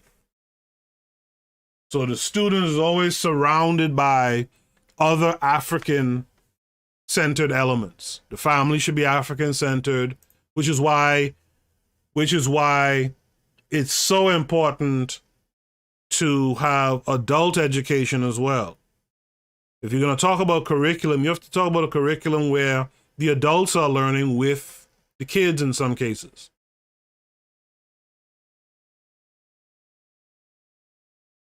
We have to change, and I know D-Web is somewhere saying, nah, man, we just worry about the 5%, but we got to change some of these adults. Like D-Web has talked about it before on this platform and on his own about how the biggest fight they have with trying to get to these kids and recenter them is the adults. They're fighting with grandmothers and stuff, right? To have access to these kids to change their outlook, change their education, right? The learning curve says exactly 100, 100, 100. It must be Africa. We need our story. Yeah, we don't need no one else's story in blackface. That don't help us. The learning curve says the concentric circles of community. Yes, student at the center, surrounded by the school, the family, the community at large, and the teacher. Everyone needs to be African-centered. everyone needs to be focused on re-Africanizing or Africanizing if you get to these kids early enough, right? That needs to be our focus. Bobby Wright in the chat says Dr. Obadale Cambone. I used to say Obadele, but I was corrected by Nefere that it's Obadale. Dr. Obadale Cambone has a channel called Abibi Tumi. He's based in Ghana now, but he was born in NYC. He teaches African culture and languages. Bobby Wright, I don't know if you know, because the recording is kind of potato, but I interviewed Obadale Cambone. In fact, I just learned that his parents just moved from the U.S. to Ghana as well. So they're not even in America anymore. But you could check that out. I have an interview with him, and I really was supposed to do a bunch more stuff on Abibi Tumi. I've talked about this before. I have issues with the navigation and the setup. But if I could ever get that right, there's some things I like to do over there still. Because I like what he's doing there. And if you don't know, he's that abibitumi.com and .tv is like a social media that parallels in many ways Facebook or Twitter or something like that, or YouTube, but it just has this issue. See, that's a part of the indoctrination too. You get so used to how to use Twitter and Facebook and YouTube that when you go to a platform that's African centered, right, that if the navigation doesn't match, it immediately kind of turns you off. It's crazy how that works. Like, you can't find your way around. You don't know how to post and stuff. It turns you off in a way, you know. But if you don't mind, sign up for the brothers.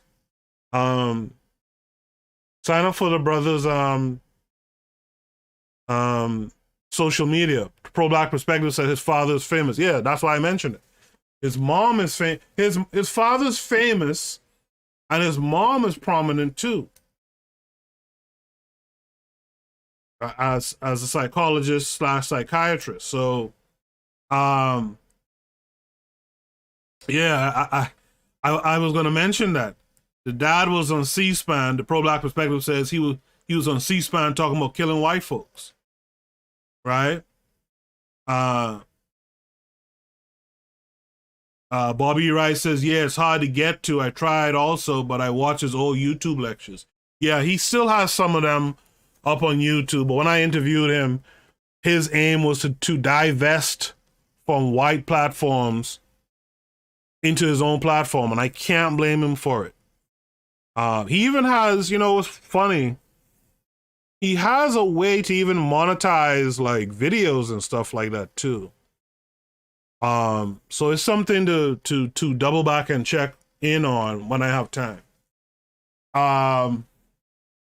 Mr. Untouchable says that Obadale is a very brilliant scholar as well. All right. So it came up in this book too about Kwanzaa and teaching the kids the principles of Kwanzaa. I've had this discussion on the show before. What are you guys' take on Karenga, right? Who initiated this Kwanzaa, who changed certain Andrinka symbols, etc. What's your take on him? What's your take on Kwanzaa? Do you think it's worthwhile introducing young learners to it, etc.? You guys post your take. As I find this part of the book I want to put up, this will be the last part of my discussion tonight. This is why I want to hear from you guys now. This is where we actually look at the basis of the curriculum. Now, this is the starting point. This is the outline of the curriculum.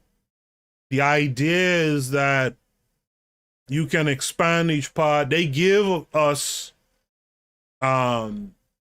ideas towards expanding, right? This is the interactive circle, right? Where I talked about, if you're looking at the screen, where I talked about the students at the center, teacher, school, family, and community surround them. And outside of that is the cultural ideology, the spirituality, the psychoaffective, the socio-political and economic, right? And around that is the national culture and historical consciousness, right? So it's like a concentric, like the matron called it, like a concentric circle type thing, right? But I'm making my way through these diagrams. Oh, and by the way, just a reminder, if you're not on the Discord, the link is in the description. It's pinned to the top of the chat. Someone hit me up yesterday on Discord asking me for this book. And I tried to have a follow-up conversation with the person to see if they're like a regular in the chat during the shows. That person didn't comment. I'm going to have to do some kind of verification process soon. So I could know who people are on the Discord. The Learning Curve says Kwanzaa is a good marketing tool. Aside from marketing tool, is it useful in re-Africanization, really? Oh, so before I get to the, before I get to the bare bones of the curriculum, there's certain themes that this book put forward too. I'm going to just list them off without really discussing them, because I discussed it already when I did the reading. I want you guys to listen to these themes again and tell me if anything's missing or if anything should be omitted. Spiritual is the first theme. Moral, self-knowledge, ancestor veneration.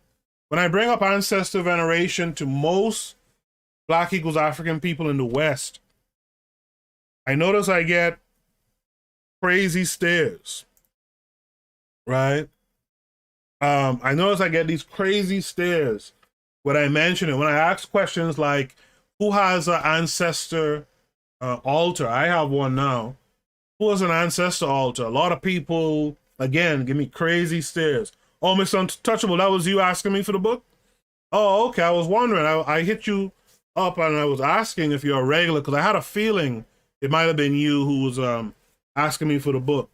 But if you want the book, like Mr. Untouchable was able to get it, it's on the Discord. Click the link, join the Discord, go to the Bitter Medicine Library, and grab you a copy of the book.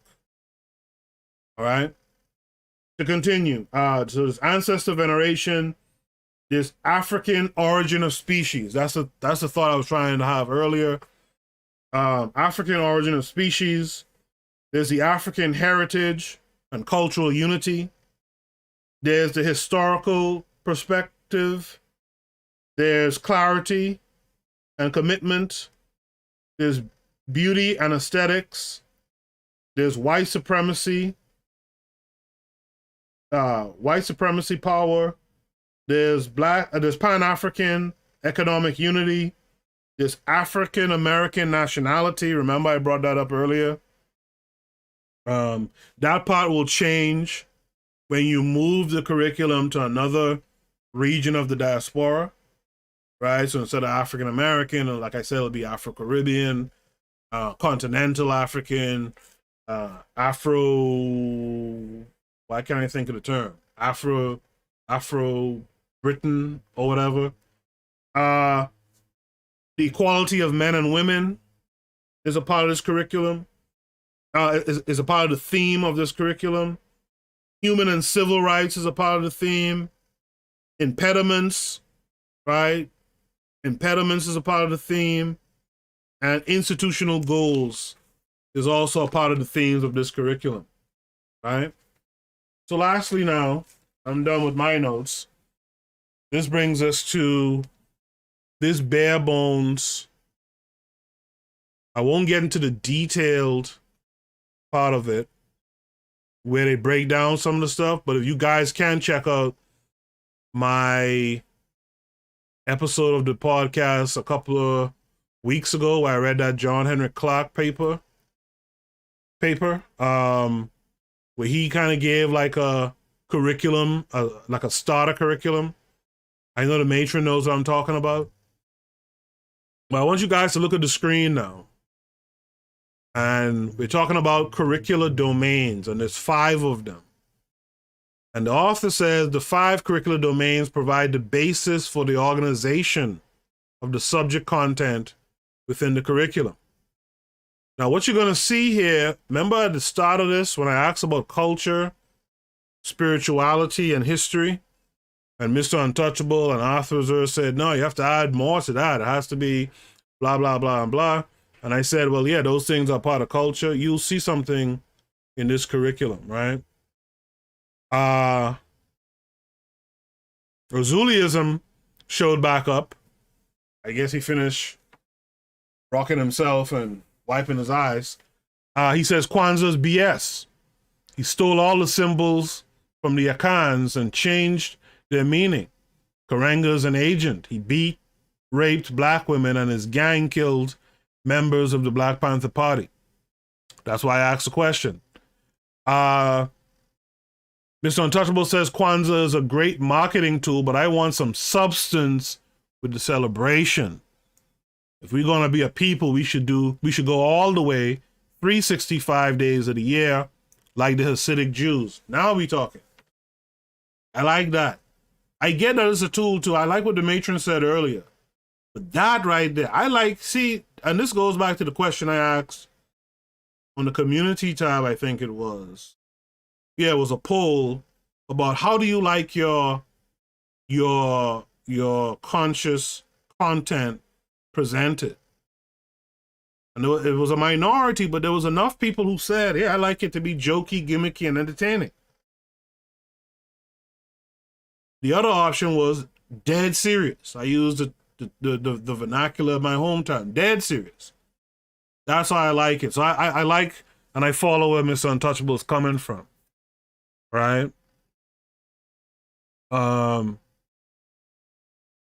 Bobby Wright says, I think Kwanzaa has some value as far as introducing African culture to our youths, but I don't really deal with Karenga, right? I got it.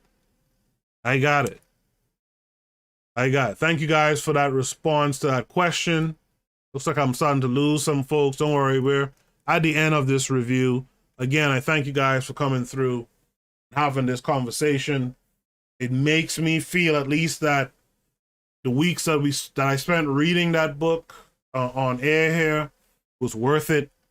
And I hope that after this conversation tonight, we can continue this conversation in other forms, in particular, in the form of actually doing something and getting some curriculum or some courses or some subscription boxes. This is why I'm putting out a call to action for this new year. If you are, whatever skill you have, bring it. Give us some of your time, and let's start getting some shit really done. Right? What do they say about a mile? To walk a mile starts with taking a first step, right? We got some miles to go. Let's make that first step. Let's bring our skills together. Some of you are economists, some of you are accountants, some of you are mathematicians, some of you are scientists, some of you are musicians, and so on and so forth. Some of you are good organizers. Some of you are project managers. Some of you are human resource consultants, etc. Let's bring those skills, whatever it is, and let's really start get something going. Right? We can do this, y'all. Trust me. If it's just the people who watch this video live tonight, if we got serious together, we can do this. We can do this.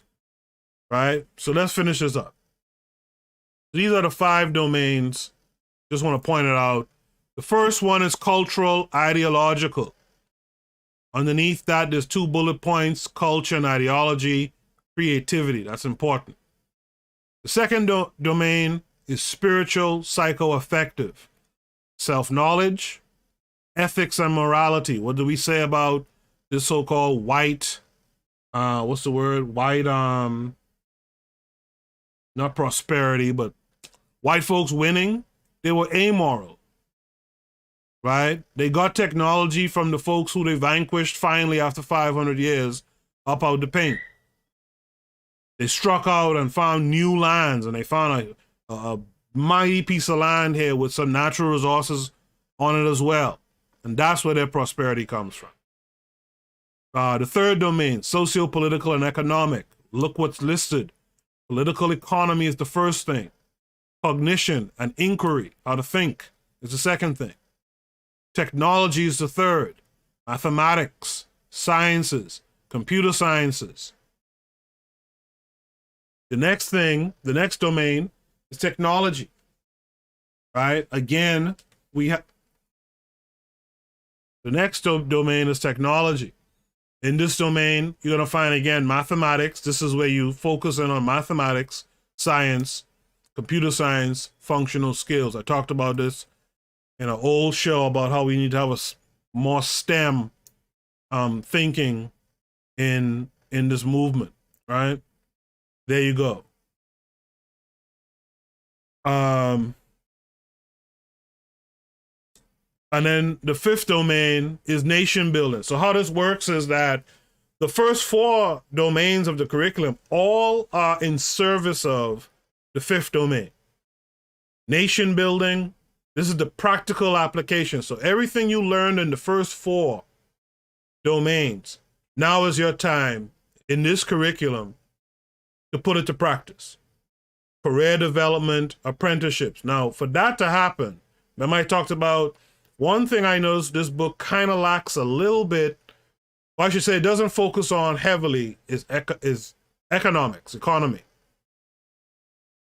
One of the problems we're going to have, and we need to be working on, is that we can't be talking about re-educating, re-Africanizing our people, our learners, to graduate them into what? I read a paper one time that was talking about, and it was like from back in like Carter G. Woodson's day. You had all these black folks pushing to get education, getting these degrees, right? And nowhere to go, right? Nowhere to go. Imagine you go and you become an engineer. And I'm not knocking teaching, right? I'm an adjunct myself. I'm not knocking it.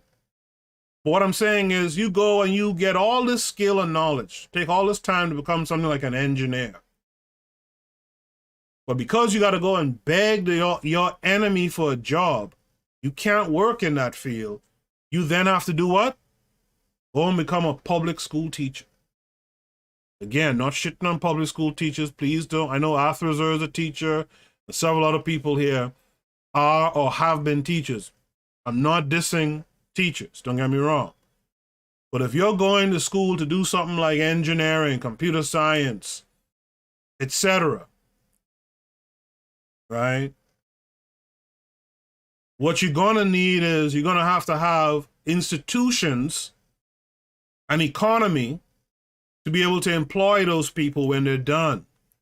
We got a Zuliism inside the chat right now, playing the damn fool, right? But Uzuli is a filmmaker. What's the running gag for Uzuli? I'm going to Hollywood. Y'all bullshit. He has the skill, he has the thought, right? To put out conscious content that can uplift the people, uplift the children especially.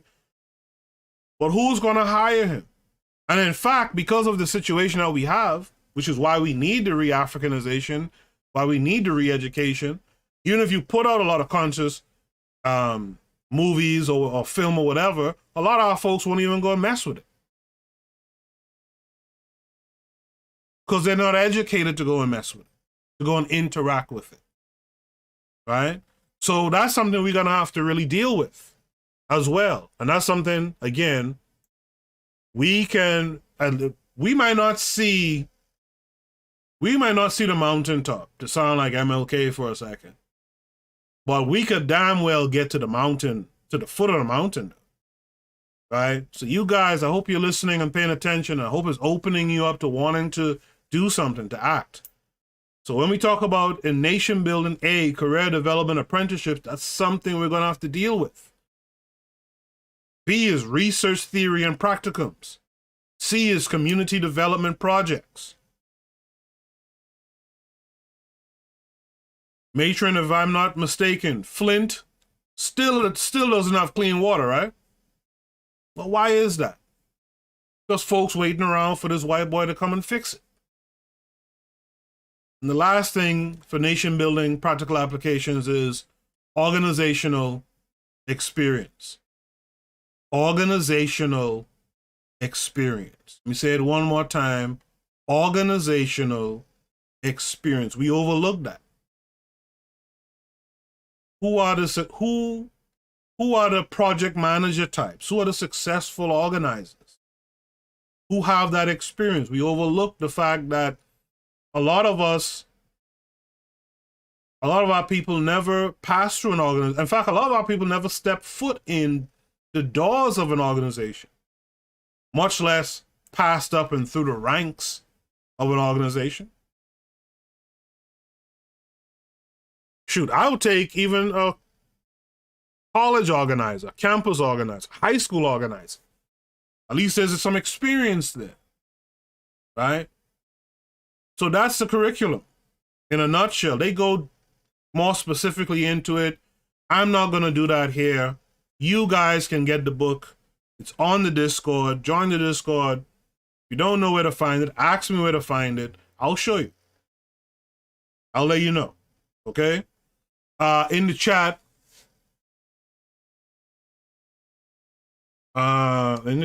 there's a bunch of activity. Give me a second.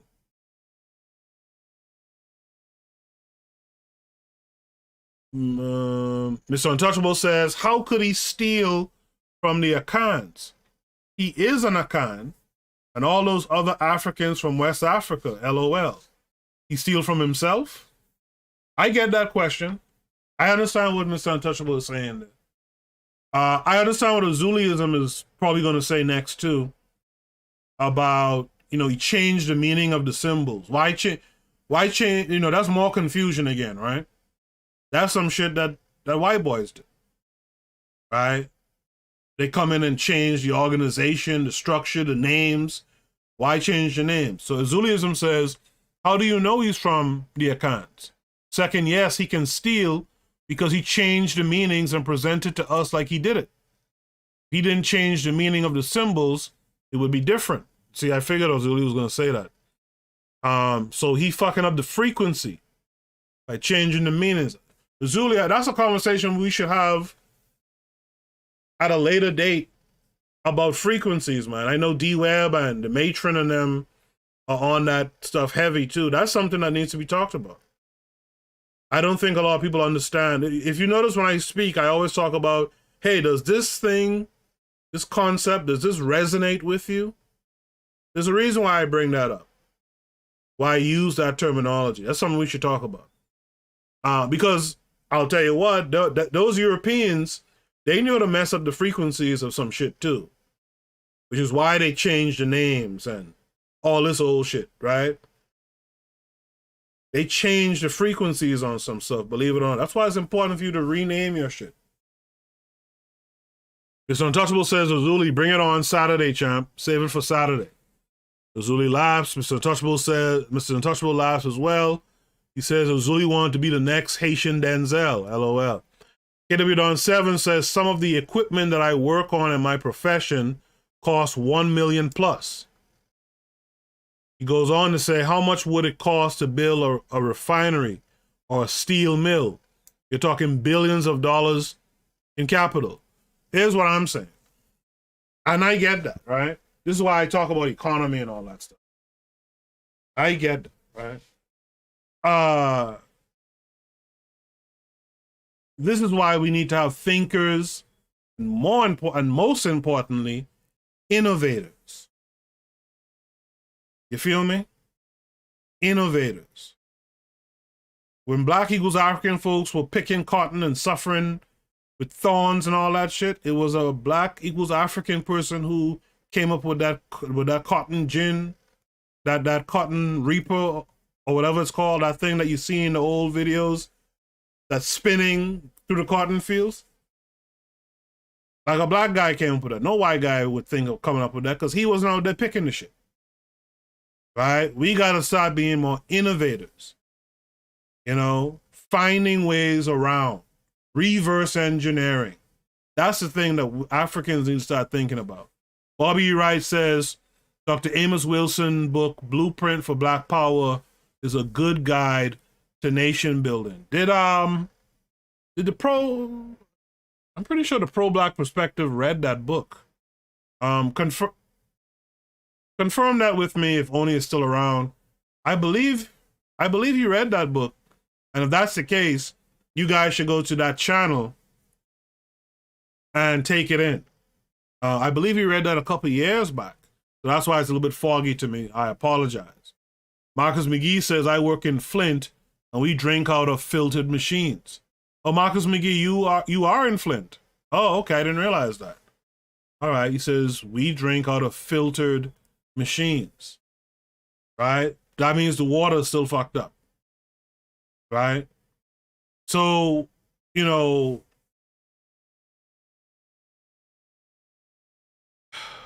dire situations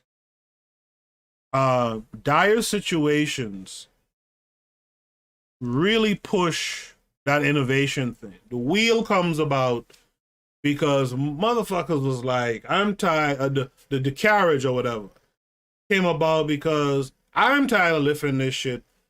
These beasts of burden is tired of lifting this shit.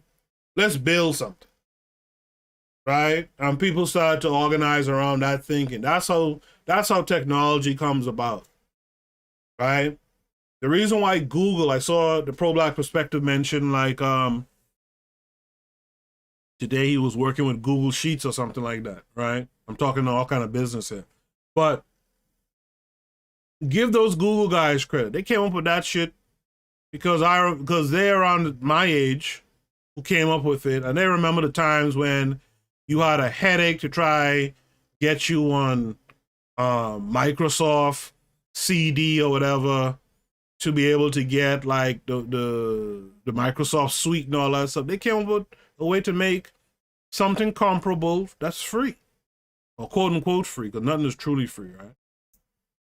Right? We got to start looking at what we don't do, what we don't have. How can we reverse engineer or get around it or what have you? The pro-black perspective says he read the last 5 chapters. Okay, I know I remember there was a reading. He says, last chapter, I think it's all right, but not for nation building. More like slowing the genocide. Okay, I got you.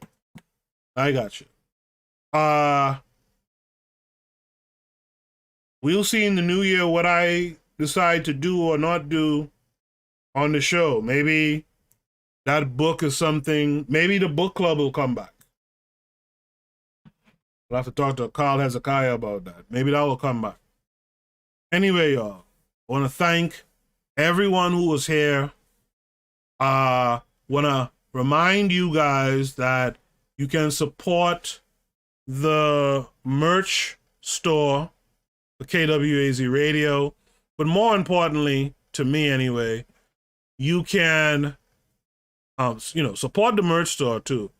But if you have talent, skills that you could donate your time and energies to, like I said, we're trying to get this website launched in the early part of the new year. If you have some expertise with that, or you know someone who you have influence over someone who has expertise with that kind of stuff, send them our way. It's for a good cause. All right. I'll be back on Saturday night. We're doing Shoot the Breeze. And Mr. Untouchable, if you're on the Discord, you could post to the Shoot the Breeze yourself, by the way. Right? We got some good topics coming up. I know Mr. Untouchable came up with a few. Tito District came up with a few. So if you have a topic you'd like to discuss, post it on the Discord under the Shoot the Breeze channel. We'll talk about it on Saturday. On Saturday, I'll be on StreamYard. I'll have the ability to have, I think it's 10 people on the panel. If you want to be on the panel that night, we welcome you. Come on through. I want to thank you guys for tuning in. I hope you enjoyed this. I hope this review was worthwhile to you. Let me know in the comment section. Again, go to the community tab. Interact with some of the posts on the community tab. Don't forget tomorrow night. What time is it, Matron, for the... Is it 10 p.m.? For the spaces on Twitter. If you're not following me on Twitter, it's @BitterMeds, BITTERMEDZ. Once you follow me, you'll be able to see the Matron, the Pro-Black Perspective, the Harsh Reality Podcast, Kevin Carre 42, and a host of others, okay? Thank you guys for being here. I'll see you on Saturday. Peace.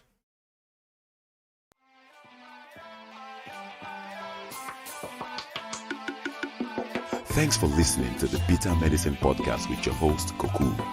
If you like what you just heard, we hope you pass along our web address, bittermedicineblogs.com, to your friends and colleagues, and share our show to all your social media. Be sure to check out our archive section on our website for previous podcasts. This has been a KWAZ radio production. Join us next time for another session of the Bitter Medicine Podcast. Follow us on Facebook at Bitter Medicine Show, Twitter, Bitter Meds, Tumblr, Bitter Meds, Instagram, Bitter Medicine.